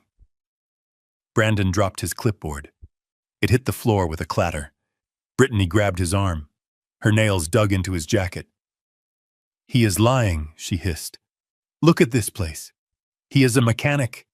It is a trick." "It is no trick," I said. I looked at the orderlies. "Get out," I said. They did not wait for Brandon's permission. They saw the look in my eye. They heard the sirens getting louder outside. They dropped their hands. They backed out of the room. They ran for the van. I heard the van tires squeal as they peeled out of the driveway. They left Brandon and Brittany stranded in my living room. The sirens were close now. Blue lights flashed through the front window. Brandon looked at me. He looked at the phone. He looked at Alice, who was sitting on the floor, leaning against the wall, catching her breath. "Dad," he said, "why didn't you tell me?" "Tell you what I asked?" "That I had money." "Would it have mattered?" "Yes," Brandon said. "Of course it would have mattered. We could have invested it. We could have been partners." I shook my head. "You did not want a partner, Brandon," I said. "You wanted a victim.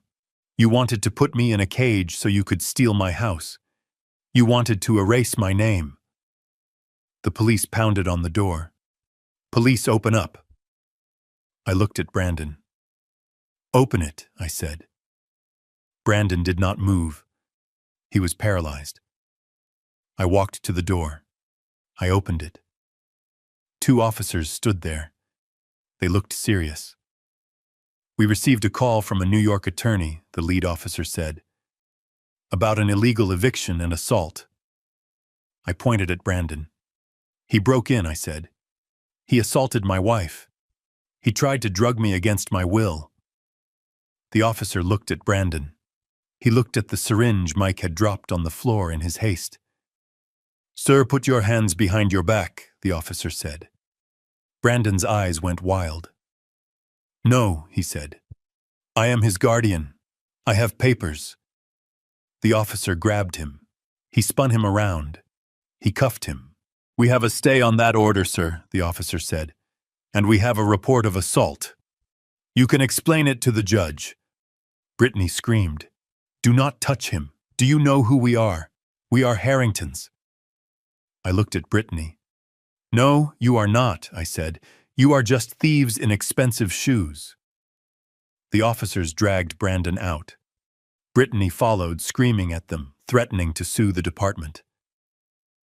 I watched them go. I watched my son being put into the back of a police car. It should have broken my heart. It should have been the worst moment of my life. But it wasn't. I turned back to Alice. I knelt beside her. I checked her pulse. It was fast, but steady. "Are you okay, Alice?" I asked. She nodded. She took my hand. "George," she whispered, $60 million. "Yes," I said. "And Brandon," she asked, "does he get any of it?" I looked at the door. I looked at the empty space where my son had stood. "No," I said. "He changed his name. Remember, he is a Harrington. Harringtons don't need our money." I helped Alice stand. I walked her to the sofa. "Tomorrow is Friday," I said. "Tomorrow is the closing." "But he is arrested," Alice said. "He will make bail," I said. "Rich Harrington will bail him out. He will tell Rich it was all a misunderstanding. He will tell Rich the sale is still on. He needs that money to pay the lawyer now. I picked up the phone again. Leonard, are you still there? I am here, George. They took him away, I said, but he will be out by morning. I expect so, Sterling said. Good, I said, because I want him at that closing table. I want him to bring Rich Harrington.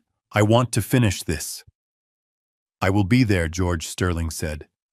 I am flying in tonight. I will meet you at the title company at 2 o'clock. I hung up. I looked around the room. The drywall was cracked. The furniture was old. But the air was clean. The threat was gone. I went to the kitchen. I opened the fridge. I took out a bottle of water. I thought about the van. Sunny Acres. I thought about the syringe. My son had tried to erase me. He had tried to bury me before I was dead. Well, I was not dead. I was alive. And I was about to become the most expensive mistake Brandon Harrington ever made. I sat down at the table. I watched the rain fall outside. Tomorrow, the world would turn upside down. Friday arrived with the weight of a judge's gavel. It was a gray Boston afternoon. The sky was the color of wet concrete. I stood in front of the mirror in my bedroom, adjusting the tie I had worn to my son's wedding. It was the only tie I owned. Alice sat on the edge of the bed. She was dressed in her Sunday best. She looked pale, but her eyes were dry. She was done crying. She was ready to watch the world burn. We drove to the title company in downtown Boston. It was located on the 42nd floor of a glass tower. The view from the conference room windows was spectacular. You could see the harbor. You could see the expensive condos in the Seaport District. You could see the empire Rich Harrington thought he ruled. Leonard Sterling met us in the lobby. He looked like a shark in a three-piece suit. He carried a leather briefcase that looked heavy. He shook my hand. He did not smile. "They are already upstairs," Mr. Bennett Sterling said. "Mr. Harrington brought his own legal counsel. Brandon is with them. He made bail at 6 this morning." I nodded. "How does he look?" "Desperate," Sterling said. We took the elevator up. My stomach did not flutter. I felt a cold calm. I felt like I was walking into a garage to fix a car that everyone else said was totaled. I knew exactly where the broken part was. The conference room was vast. It had a mahogany table long enough to land a plane on. Rich Harrington sat at the head of the table. He was wearing a pinstripe suit. He looked red-faced and angry. Susan sat next to him looking bored. Brittany was checking her phone. And there was Brandon. My son sat on the edge of his chair. He looked terrible. His shirt was wrinkled. His eyes were bloodshot. He smelled of stale coffee and fear. He saw me walk in and he stood up. He tried to look authoritative, but he just looked shaky. "You showed up," Brandon said. "I thought you would run." I pulled out a chair for Alice. I sat down next to her. Sterling sat next to me. He placed his briefcase on the table. The latch clicked loudly. "I am not the one running, Brandon," I said. Rich Harrington cleared his throat. He slammed a folder shut. "Look, let us get this over with," he barked. "I spent $5,000 bailing this kid out this morning because he told me this deal was solid. I am not happy, George. I am not happy about the wine stunt. I am not happy about the police." He pointed a thick finger at me. "You are going to sign the deed over to Harrington Development. We are going to pay you the $200,000 minus the bail money and legal fees for the assault charge you trumped up. Then you are going to get out of our lives." I looked at Rich. I looked at the man my son wanted to be. "Is that how it works?" I asked. "That is exactly how it works," Rich said. "I have investors waiting. This land is the key to the seaport expansion. Brandon says you signed the letter of intent. That is a binding contract." Sterling leaned forward. He rested his elbows on the table. He interlaced his fingers. Actually, Mr. Harrington Sterling, said his voice smooth as oil. That letter of intent is what we in the legal profession call a piece of trash. Rich's lawyer, a nervous man with a bad comb-over, shuffled his papers. Now see here, he began. Sterling cut him off. The document was signed under duress, Sterling said. We have witness testimony regarding threats of involuntary commitment. Furthermore, the signatory did not have the authority to sell the property. Brandon slammed his hand on the table. He owns the house, Brandon shouted. He is George Bennett. It is his house, incorrect, Sterling said. He slid a document across the polished wood. The property at 42 Oak Street was transferred into the Bennett Family Trust 48 hours before you forced your father to sign that paper. George Bennett is merely the tenant. The trust is the owner, and as the trustee, I have not authorized any sale. Rich Harrington grabbed the document. He read it. His face turned a darker shade of crimson. He threw the paper at Brandon. You idiot, Rich yelled. You said he owned it. You said it was a done deal. I did not know, Brandon stammered. He looked at me.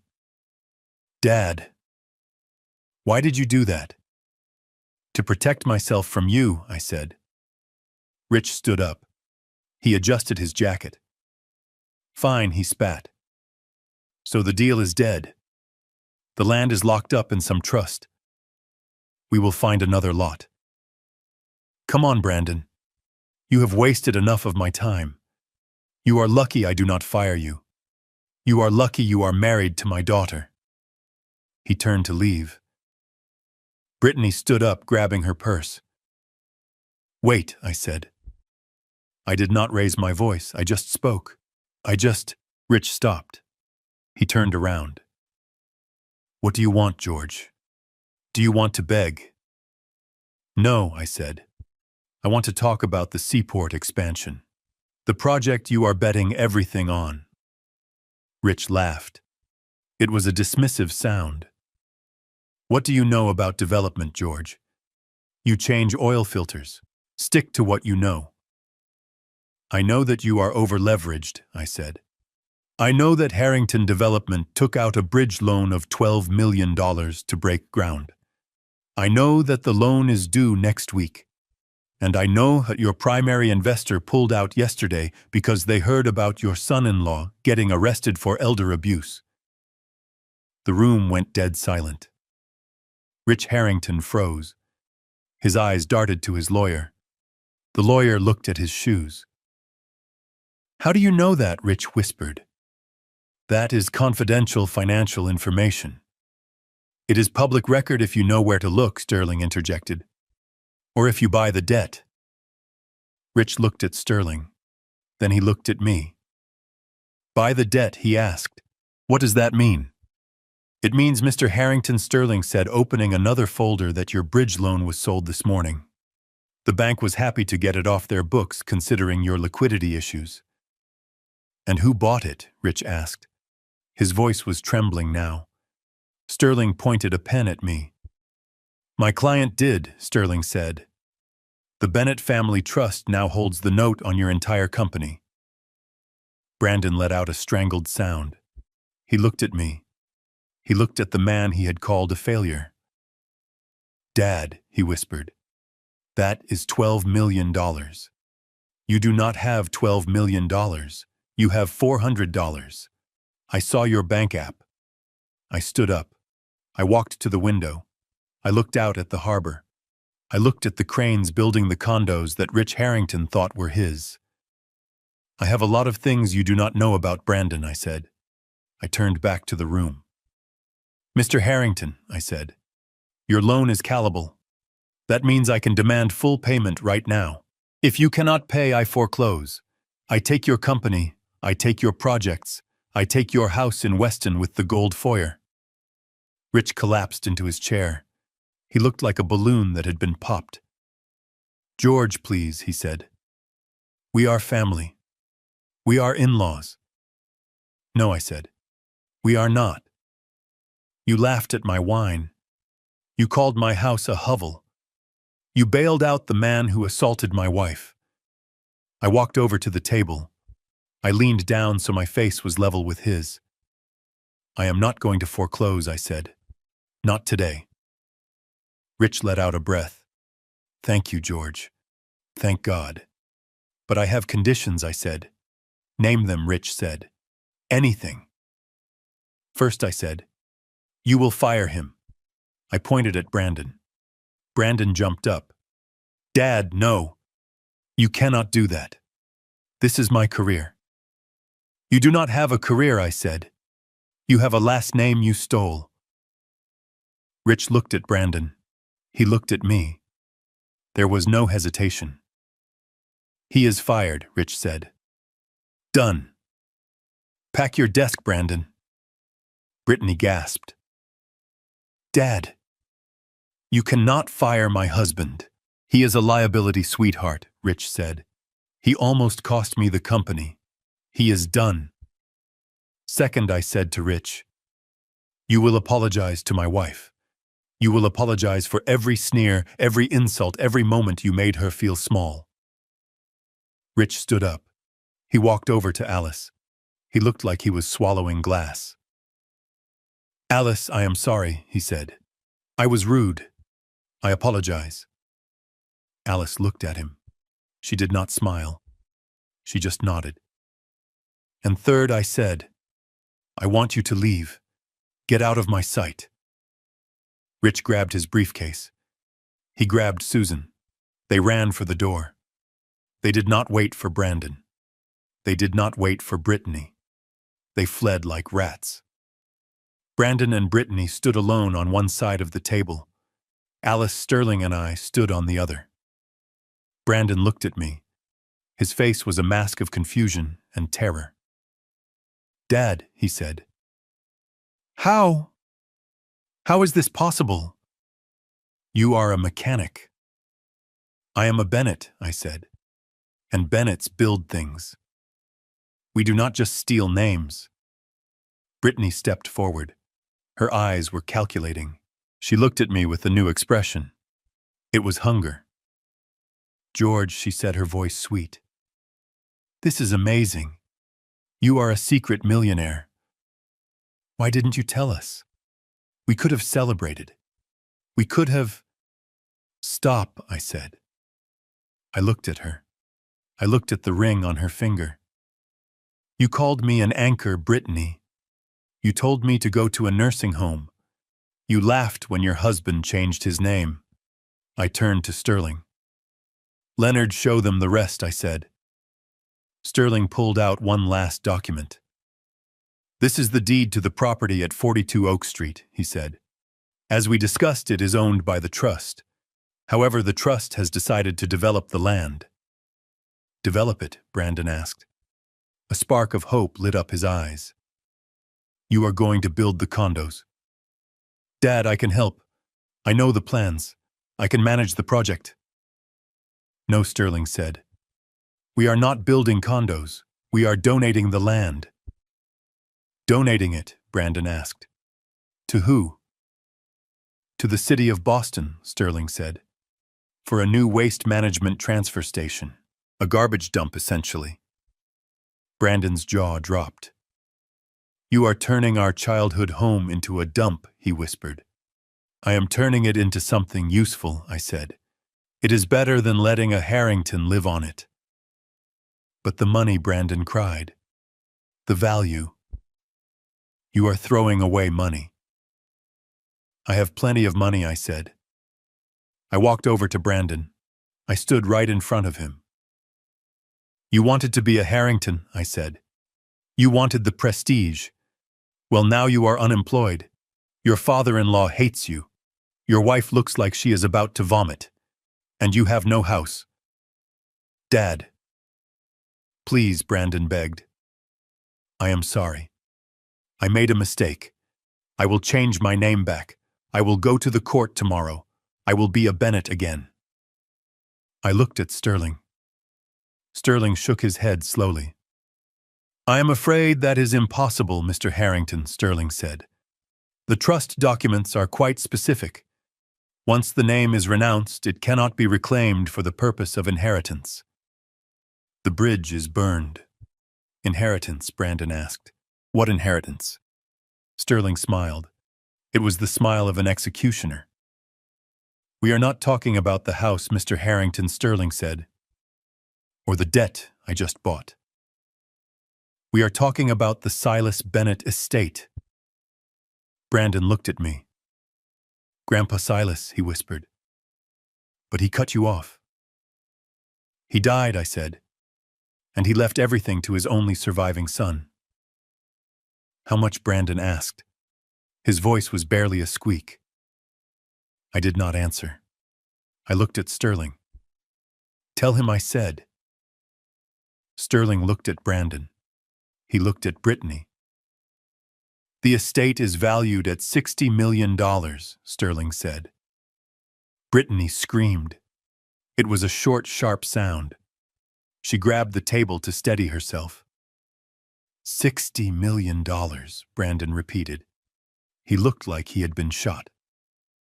And under the terms of the will, Sterling continued, $30 million of that was designated for the grandchild of George Bennett, provided he bore the family name. Brandon fell into his chair.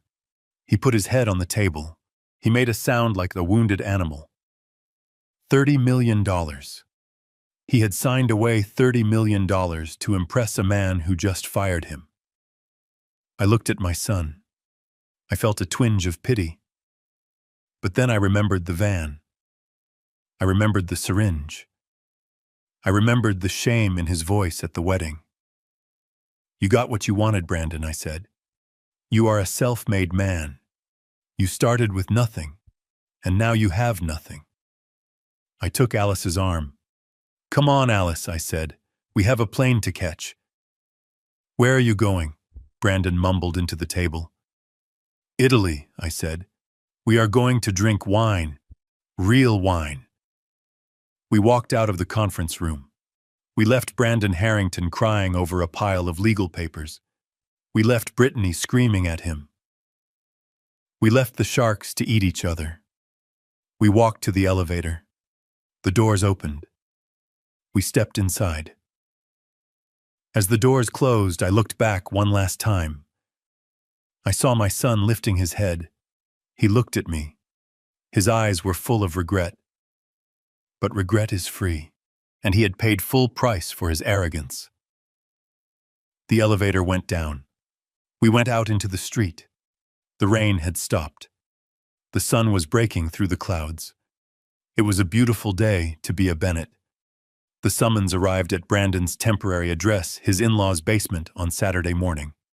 It was a heavy cream-colored envelope sealed with red wax. Inside, a single sheet of paper requested the presence of all potential beneficiaries of the Silas Bennett Trust at the offices of Sterling & Associates in Boston on Monday at 10 o'clock. I knew Brandon would come.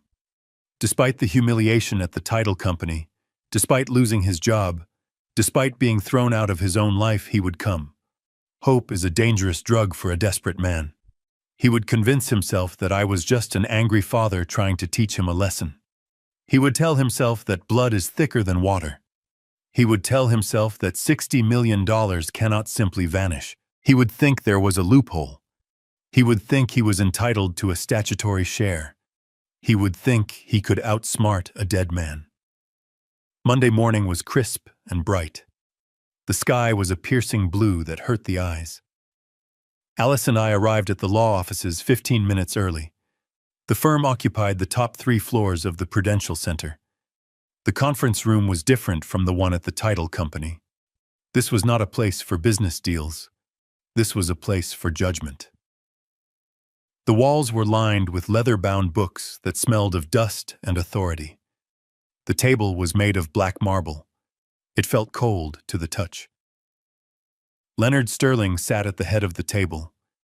He did not look like a man who had just flown in from New York. He looked like he had been carved out of the chair itself. He wore a charcoal suit that absorbed the light. His hands were folded on top of a thick file. We sat on the left side. Alice wore a new dress she had bought for our trip to Italy. It was blue. It brought out the color of her eyes. She held my hand. Her grip was loose, relaxed. She was no longer afraid. At 10 o'clock exactly, the heavy oak doors opened. Brandon walked in. He was alone. Brittany was not with him. Rich Harrington was not with him. He looked like a man who had not slept in 3 days. His suit was wrinkled. His tie was crooked. He had cut himself shaving on his jaw. But his eyes were feverish. They darted around the room, assessing the luxury, assessing the cost. When he saw me, he straightened his spine. He tried to summon the arrogance he had worn at his wedding, but it was a thin, transparent mask. He sat on the right side of the table opposite us. He placed a notepad and a pen on the marble. He tried to look like a businessman. He looked like a defendant. "Good morning, Brandon," I said. "Dad," he nodded. His voice was tight. "Look, about Friday. I know things got heated. Rich was out of line. Brittany is, well, she's stressed. But we're family. I'm glad we're doing this. I'm glad we're finally looking at the big picture." He was already spinning the narrative. He was already trying to bridge the gap he had burned. Sterling cleared his throat.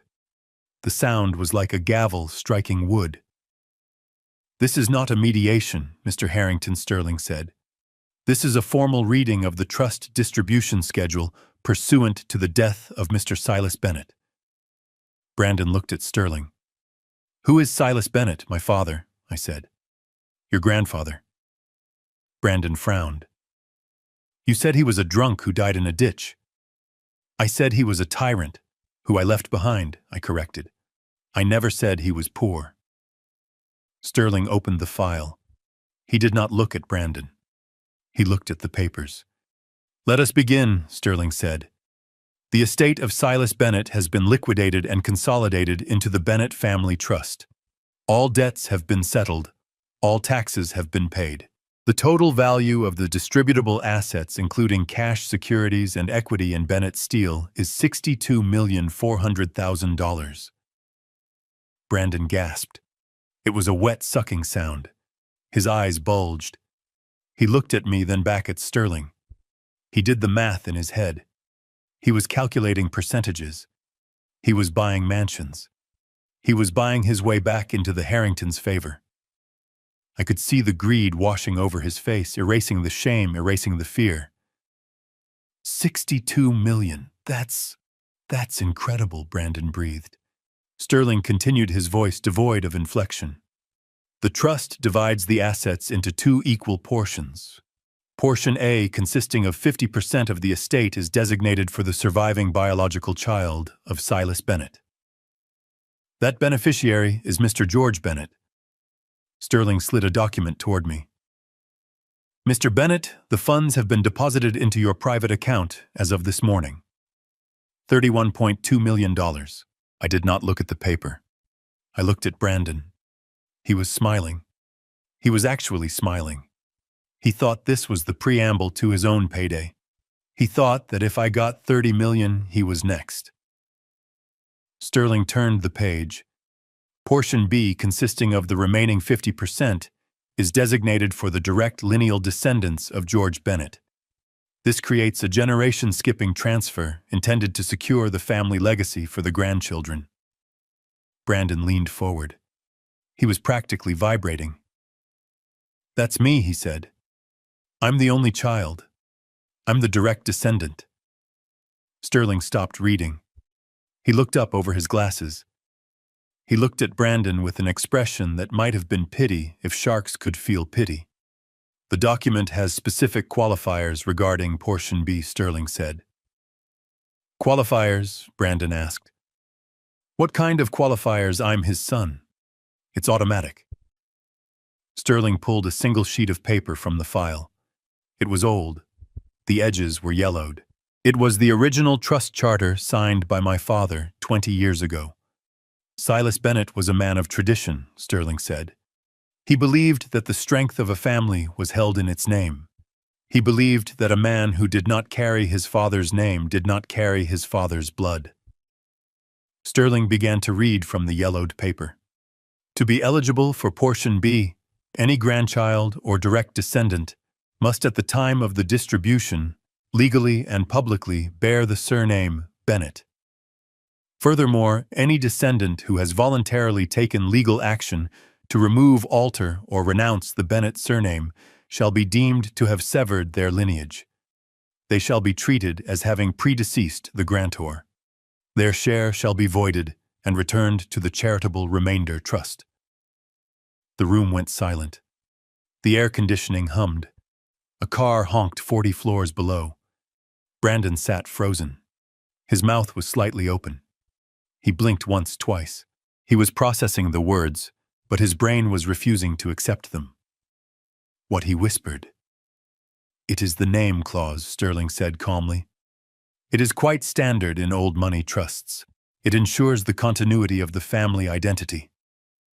Brandon let out a nervous laugh. It sounded like a bark. That's archaic. That can't be legal. You can't condition an inheritance on a name." "I assure you, Mr. Harrington, it is entirely legal," Sterling said. "It is a private trust. The grantor can place almost any condition he wishes on the gift. The condition here is simple. You must be a Bennett to inherit Bennett money." Brandon stood up. His chair scraped loudly against the marble floor. "I am a Bennett," he shouted. "I was born Brandon Bennett. My birth certificate says Bennett." Sterling opened a side folder. He pulled out a framed document. It was the frame I had placed on my mantel. It was the court order Brandon had sent me. Sterling placed the frame in the center of the table. The silver edge caught the light. "This is a decree of change of name," Sterling said. "Dated October 14th. Filed in Suffolk Probate Court. Signed by you. Signed by a judge." He tapped the glass with his index finger. "In this document, you petitioned the court to legally and permanently change your name to Brandon James Harrington. You stated under oath that you wished to abandon the name Bennett. You cited personal preference and professional branding as your reasons." Brandon stared at the frame. He stared at his own signature. He looked like he was seeing a ghost. I can change it back," he stammered. "I can go to the court today. I'll file an emergency petition. It was a mistake. I didn't mean it." Sterling shook his head. "I am afraid that does not matter," Sterling said. "The clause is specific. Any descendant who has voluntarily taken legal action to renounce the surname. The act of renunciation is the disqualifier. The moment that judge stamped this paper, you triggered the clause. You cut yourself out. It is irrevocable." But I didn't know," Brandon screamed. He slammed his hands on the table. "I didn't know about the money. If I had known, I wouldn't have done it." I spoke for the first time. "That is the point, Brandon," I said. He turned to me. His face was red, his eyes wild. "Dad, you have to stop this. This is insane. It's $30 million. You can't let them give it to charity because of a piece of paper." "I didn't let them do anything," I said calmly. "You did this. You stood on a stage and told 300 people you were ashamed of me. You told them my name was dirt. You wanted to be a Harrington so badly. You wanted their prestige. You wanted their status." I pointed at the frame. "Well, you bought it, son. You bought the name Harrington. And the price was $30 million. Brandon looked at Alice. He pleaded with her. "Mom, please. Tell him to give me my share. He has 30 million of his own. He can just give me half. We can fix this." Alice looked at him. She had tears in her eyes, but her voice was steady. "We can't fix it, Brandon," she said. "You broke it. You broke us. You made us feel small so you could feel big. And now you want us to pay for your mistake. I am your son," he yelled. "No," I said. "You are a Harrington. You made that very clear.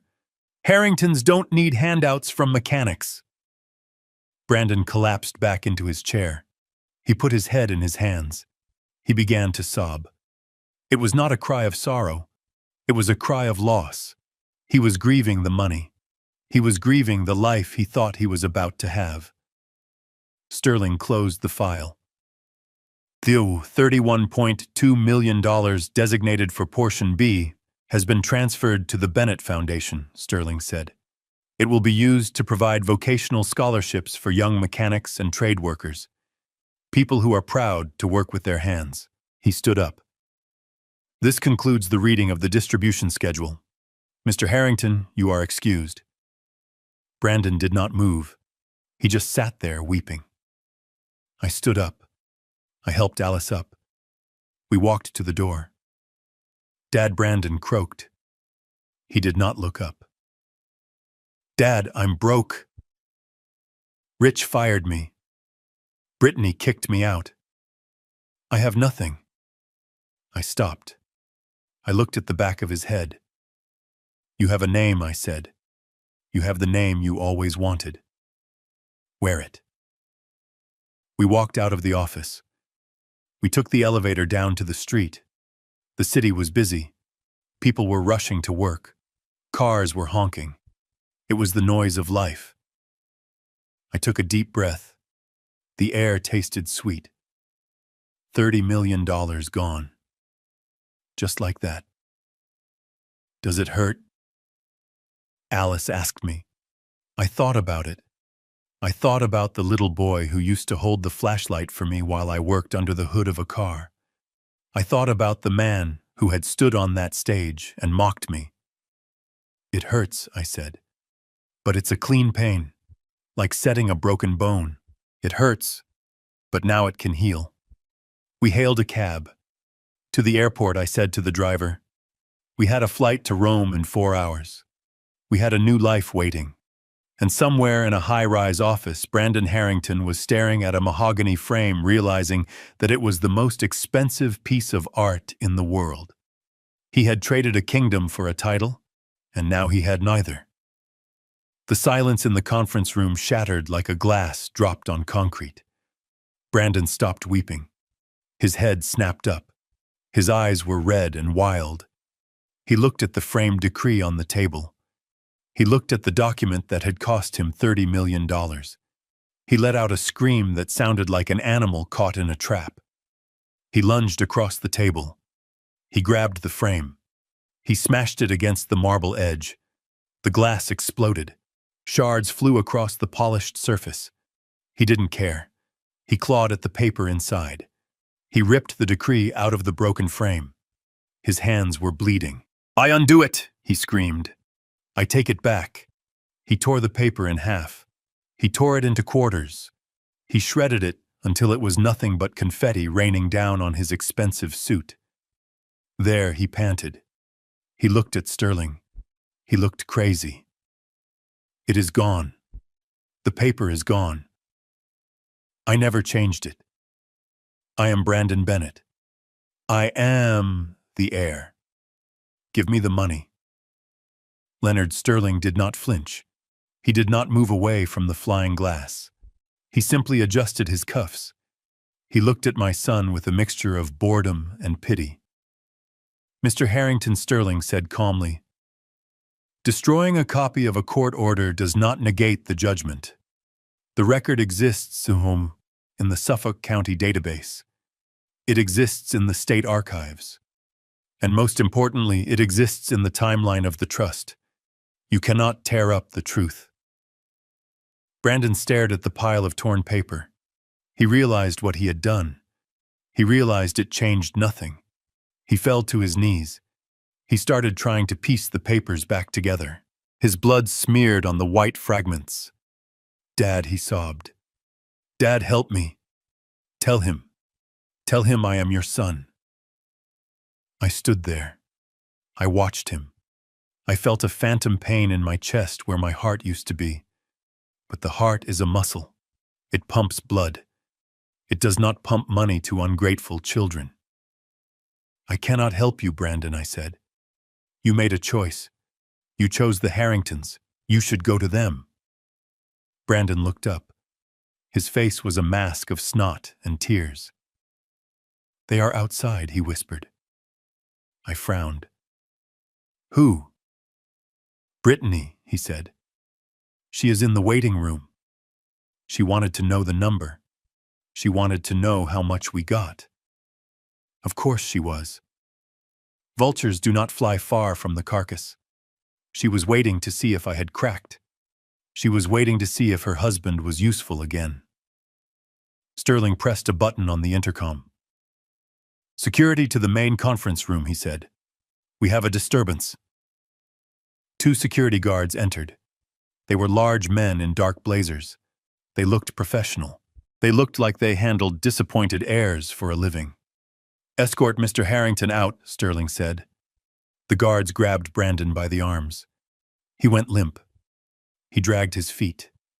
They hauled him out of the room. I looked at Alice. "Do you want to see this?" I asked. She took a deep breath. She smoothed her blue dress. "Yes," she said. "I want to see the end of it." We followed the guards. We walked down the long hallway lined with mahogany. We walked into the plush reception area. Brittany was sitting on a leather sofa. She was reading a magazine. She looked bored. When she saw the doors open, she stood up. She smiled. It was a hungry smile. She expected a check. She expected a victory. Then she saw Brandon. He was being dragged. His suit was torn. His hands were bleeding. He was sobbing. Brittany's smile vanished. She dropped the magazine. "Brandon," she snapped. "What are you doing? Get up, you are making a scene." Brandon looked at her. He pulled away from the guards.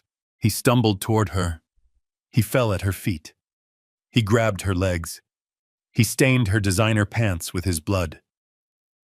Brittany pushed him away. She looked at the blood with disgust. "Get off me!" she shrieked. "What happened? Did you get the money? Did the old man pay up?" Brandon looked up at her. He shook his head. "No," he choked out. "It is gone." "What do you mean gone?" Brittany demanded. She looked at me. She looked at Sterling. "How much did he give you?" 5 million, 2 million. "Nothing," Brandon whispered.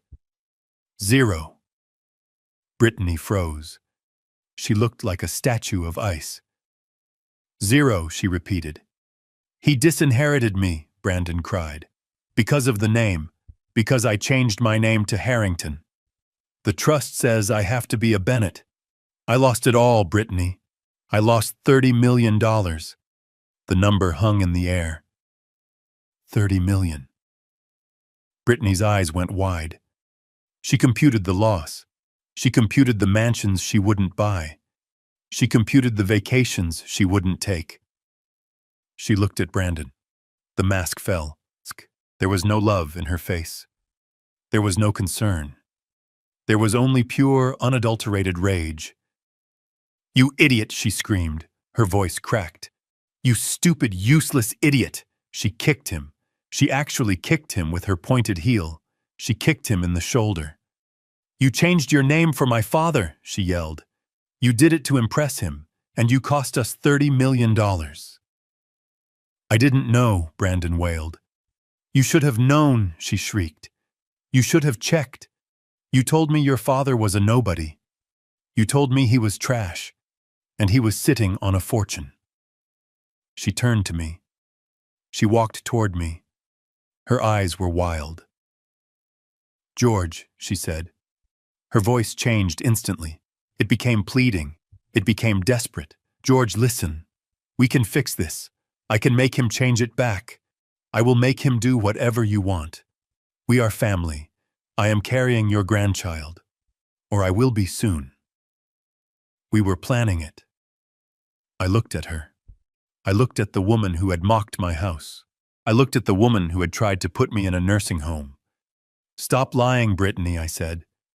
"There is no grandchild, and there never will be. Because you do not love him. You love what he can give you. And now he can give you nothing." Brittany's face twisted. She looked ugly. "You old miser," she spat. "You are hoarding it. You are going to die soon anyway. Give it to us. We deserve it. We are young. We have a future. You have no future, I said. Not with my money. The elevator doors opened. A man stepped out. It was Rich Harrington. He looked flushed. He looked like he had run all the way from his office. He saw the scene. He saw Brandon on the floor. He saw Brittany screaming. He saw me standing tall. "What is going on here?" Rich demanded. He walked into the room like he owned it. "Brittany called me. She said there was a settlement meeting. Where is the check?" Brittany turned to her father. She pointed at Brandon. "He lost it." "Dad," she screamed.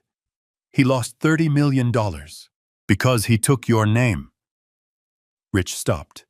He looked at Brandon. What he asked. "The trust required him to be a Bennett," Brittany explained. She was talking fast. She was distancing herself. "He changed his name to Harrington. The lawyer says it disqualified him. He gets nothing. Dad, he gets nothing." Rich looked at Brandon. He looked at the bleeding mess on the floor. "Is this true?" Rich asked me. I nodded. "It is true," I said. "The Harrington name was very expensive, Rich. It cost my son his inheritance." Rich's face turned purple. The veins in his neck bulged. He looked at Brandon with a contempt that was terrifying to witness. "You fool," Rich roared. "You incompetent moron. I brought you into my firm. I gave you a title. I let you marry my daughter. And you bring me nothing but debt and failure." He turned to me. "George," Rich said. His voice was shaking. "About the loan. The bridge loan. We can work something out. If I get Brandon to annul the name change. If I get him to sign over his rights." "There are no rights, Rich," I said. "He has no rights. And neither do you. The loan is due. I expect payment in full." Rich looked at me. He saw the wall. He saw the end. He turned back to Brandon. "You are fired," Rich said. His voice was low and deadly. "Do not come back to the office. Do not come to the house." "Dad," Brittany cried. "What about me?" "Come home, Brittany," Rich said. "Leave him. He is dead weight. He is an anchor." Brittany nodded. She took off her wedding ring. It was a big diamond. I remembered Brandon telling me he had financed it. He was still paying for it. She threw the ring at Brandon. It hit him in the chest. It bounced onto the carpet. "I want a divorce," she said. "I am filing today. Do not try to contact me. You are broke.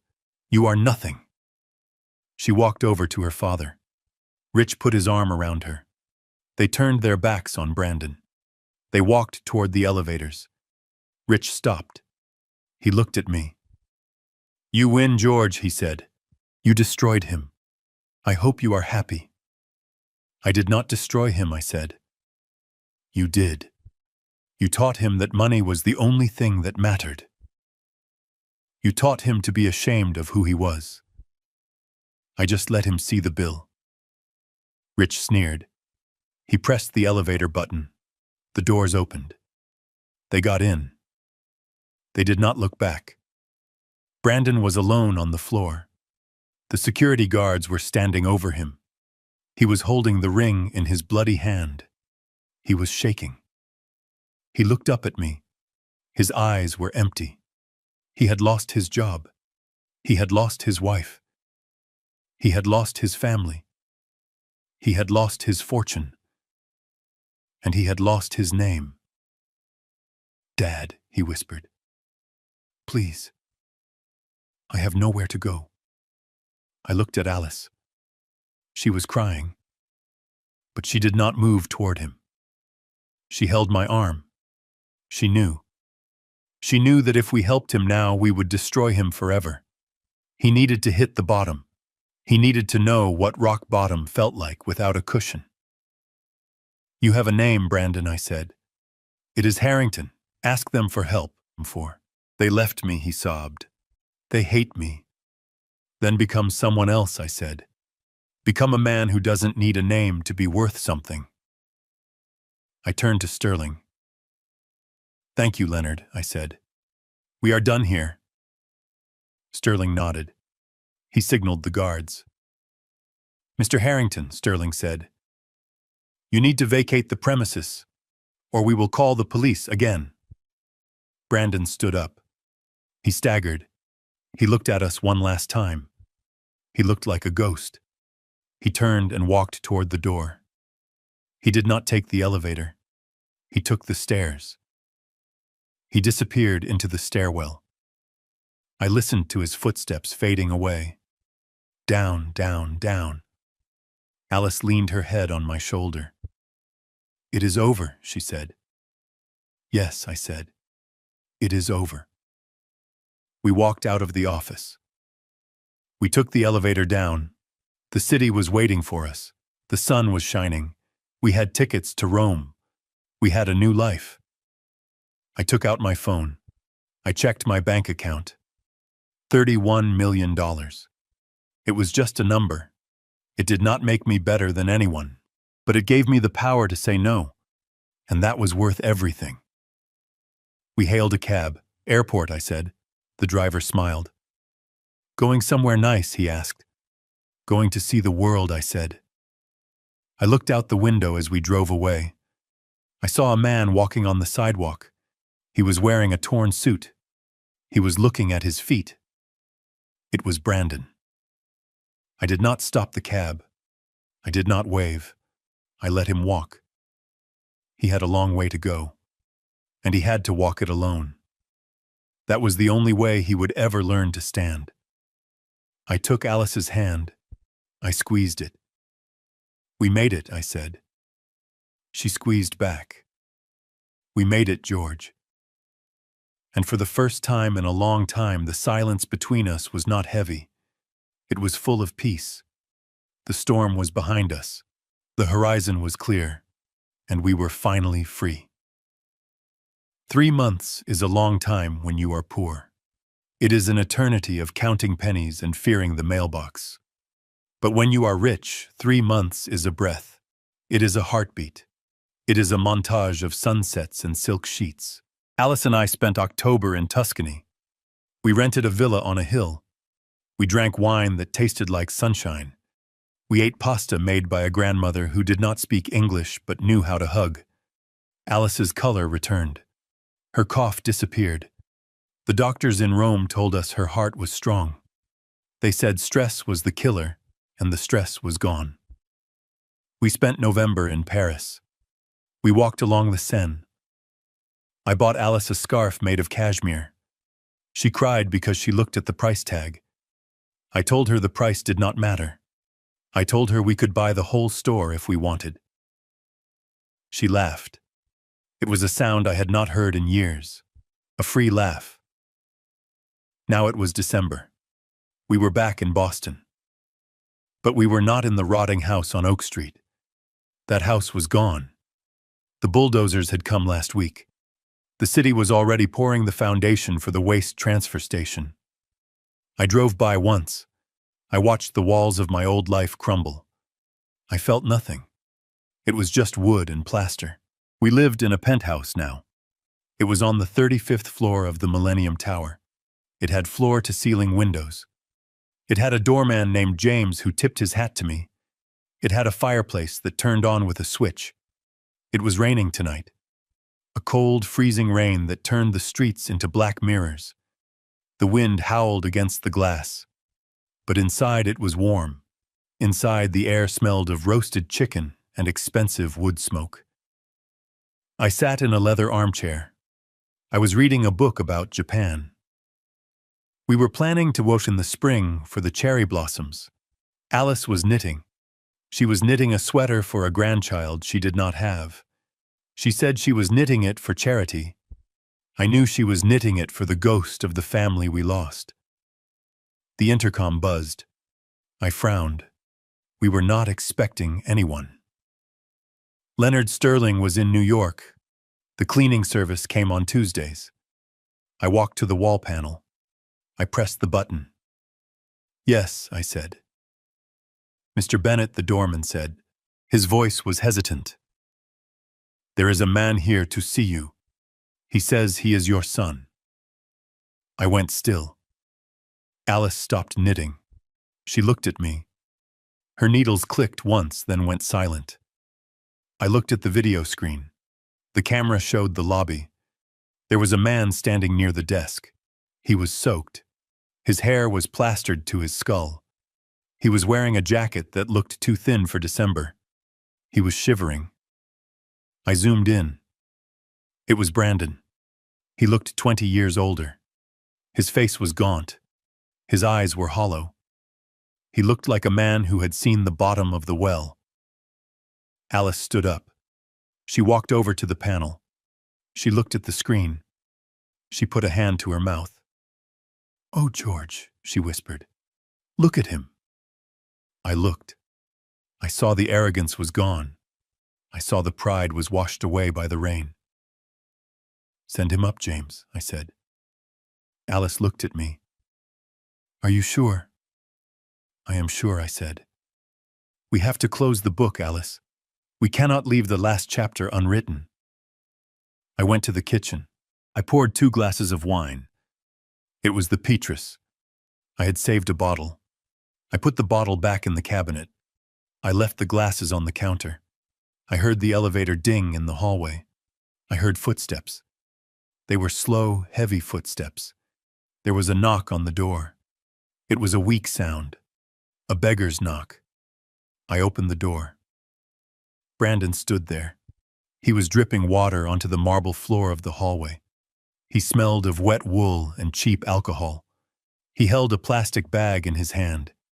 It contained all his worldly possessions. "Hello, Brandon," I said. He looked at me. He looked at my cashmere sweater. He looked at the warmth of the apartment behind me. "Dad," he rasped. His voice was broken. "Dad, can I come in? It is freezing." I did not step aside. I stood in the doorway. I was the gatekeeper. "Why are you here, Brandon?" I asked. He shuddered. A drop of water fell from his nose. "I have nowhere else to go," he said. "Brittany took everything. She took the condo. She took the car. She sold my clothes, Dad. She sold my watch. And the Harringtons I asked." He let out a bitter laugh. "Rich Harrington blackballed me," he said. "I cannot get a job in this city. No one will hire me. He told everyone I was a fraud. He told everyone I tried to embezzle from him. I am sleeping in a shelter, Dad. I am sleeping on a cot next to junkies." He looked past me. He saw Alice standing in the living room. "Mom," he cried. "Mom, please. I am hungry. I am cold. I am your son." Alice took a step forward. Her instinct was to run to him. Her instinct was to warm him and feed him. She was a mother. But she stopped. She looked at the frame on the mantel. I had brought it with us. The name change decree. It sat next to the fireplace. A reminder. She looked at Brandon. She saw the man who had stood on a stage and laughed at us. She stayed where she was. She did not come to the door. Brandon looked back at me. He saw the resolve in my face. He began to cry. "Dad, I am sorry," he sobbed. "I was stupid. I was arrogant.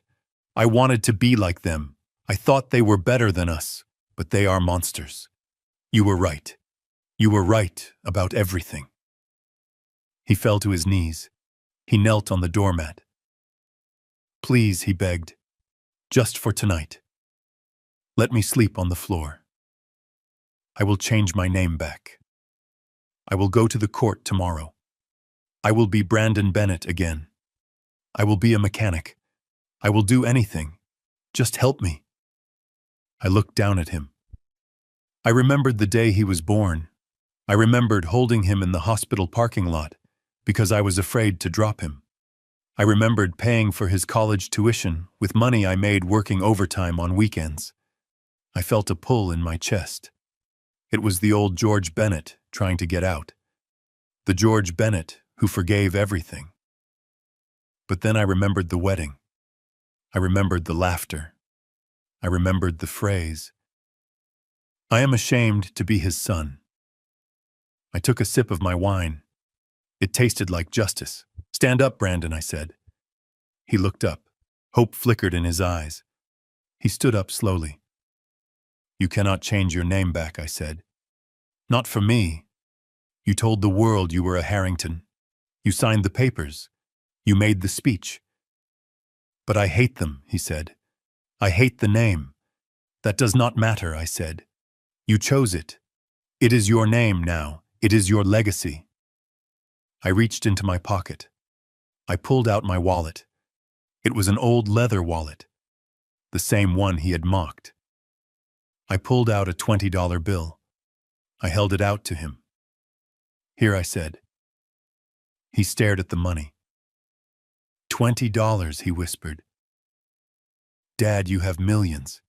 You have $30 million that was supposed to be mine." "It was never yours," I said. "It belonged to a Bennett. You are a Harrington."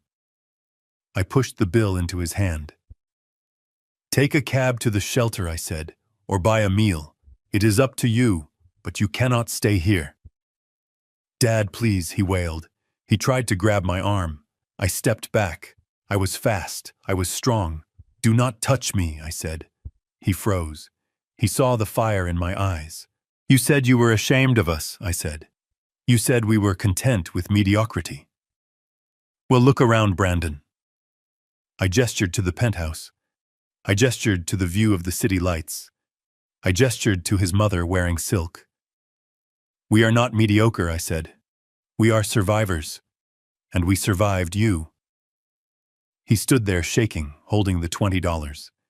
He looked small. He looked defeated. "But you are my father," he whispered. I shook my head. "My son died the night he changed his name," I said. "My son died when he tried to put me in a cage. You are just a stranger with a familiar face." I put my hand on the door handle. "Go be a Harrington, Brandon," I said. "Go find your own way. You wanted independence. You have it." "Dad, no," he cried. "Don't close the door. Please. It is dark out there." "It has always been dark for us," I said. "We just learned to make our own light. You blew yours out." I looked him in the eye one last time. "Here only the Bennett family lives," I said. "There is no room for Harringtons." I closed the door. I locked the deadbolt. It made a solid, heavy click. I heard him screaming on the other side. I heard him pounding on the wood. I heard him calling my name. "George. Dad. Please." I turned away. I walked back to the living room. Alice was standing by the window. She was looking out at the rain. She was crying. "Is he gone?" she asked. "He is gone," I said. "Did we do the right thing?" she asked. Her voice was small. I walked over to her. I handed her a glass of wine. "We did the only thing we could do," I said. "If we let him in, he would have destroyed this too. He would have hated us for saving him. He has to save himself."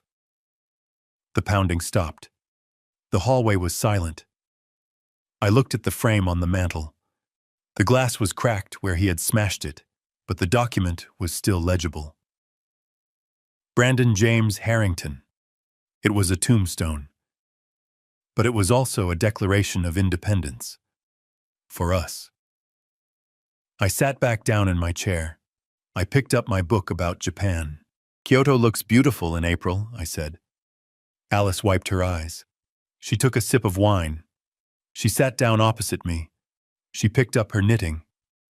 "Yes," she said. "The cherry blossoms. I read that they represent renewal." "Renewal," I said. "That sounds perfect." Outside, the wind howled. The rain beat against the glass.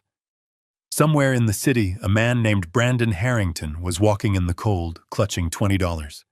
Inside it was warm. The fire crackled. I turned the page. We were Bennett's, and we were finally home. Looking back on that rainy night, I realized that a legacy is not built on a bank account or a fancy title, but on the integrity of the name you carry. Brandon thought he could trade his history for a shortcut to the top, but he learned the hard way that a tree without roots cannot survive the storm. Money is powerful, yes. It gave me the means to protect my wife and reclaim my dignity, but it could not buy my son a conscience. True wealth is not what you have in your pocket. It is sleeping soundly at night, knowing you never sold your soul for a seat at a table where you were never truly welcome. If you enjoyed this story, please hit the like button and subscribe to the channel for more. What would you have done if your son came back knocking in the rain? Would you have opened the door or kept it locked? Let me know your thoughts in the comments below.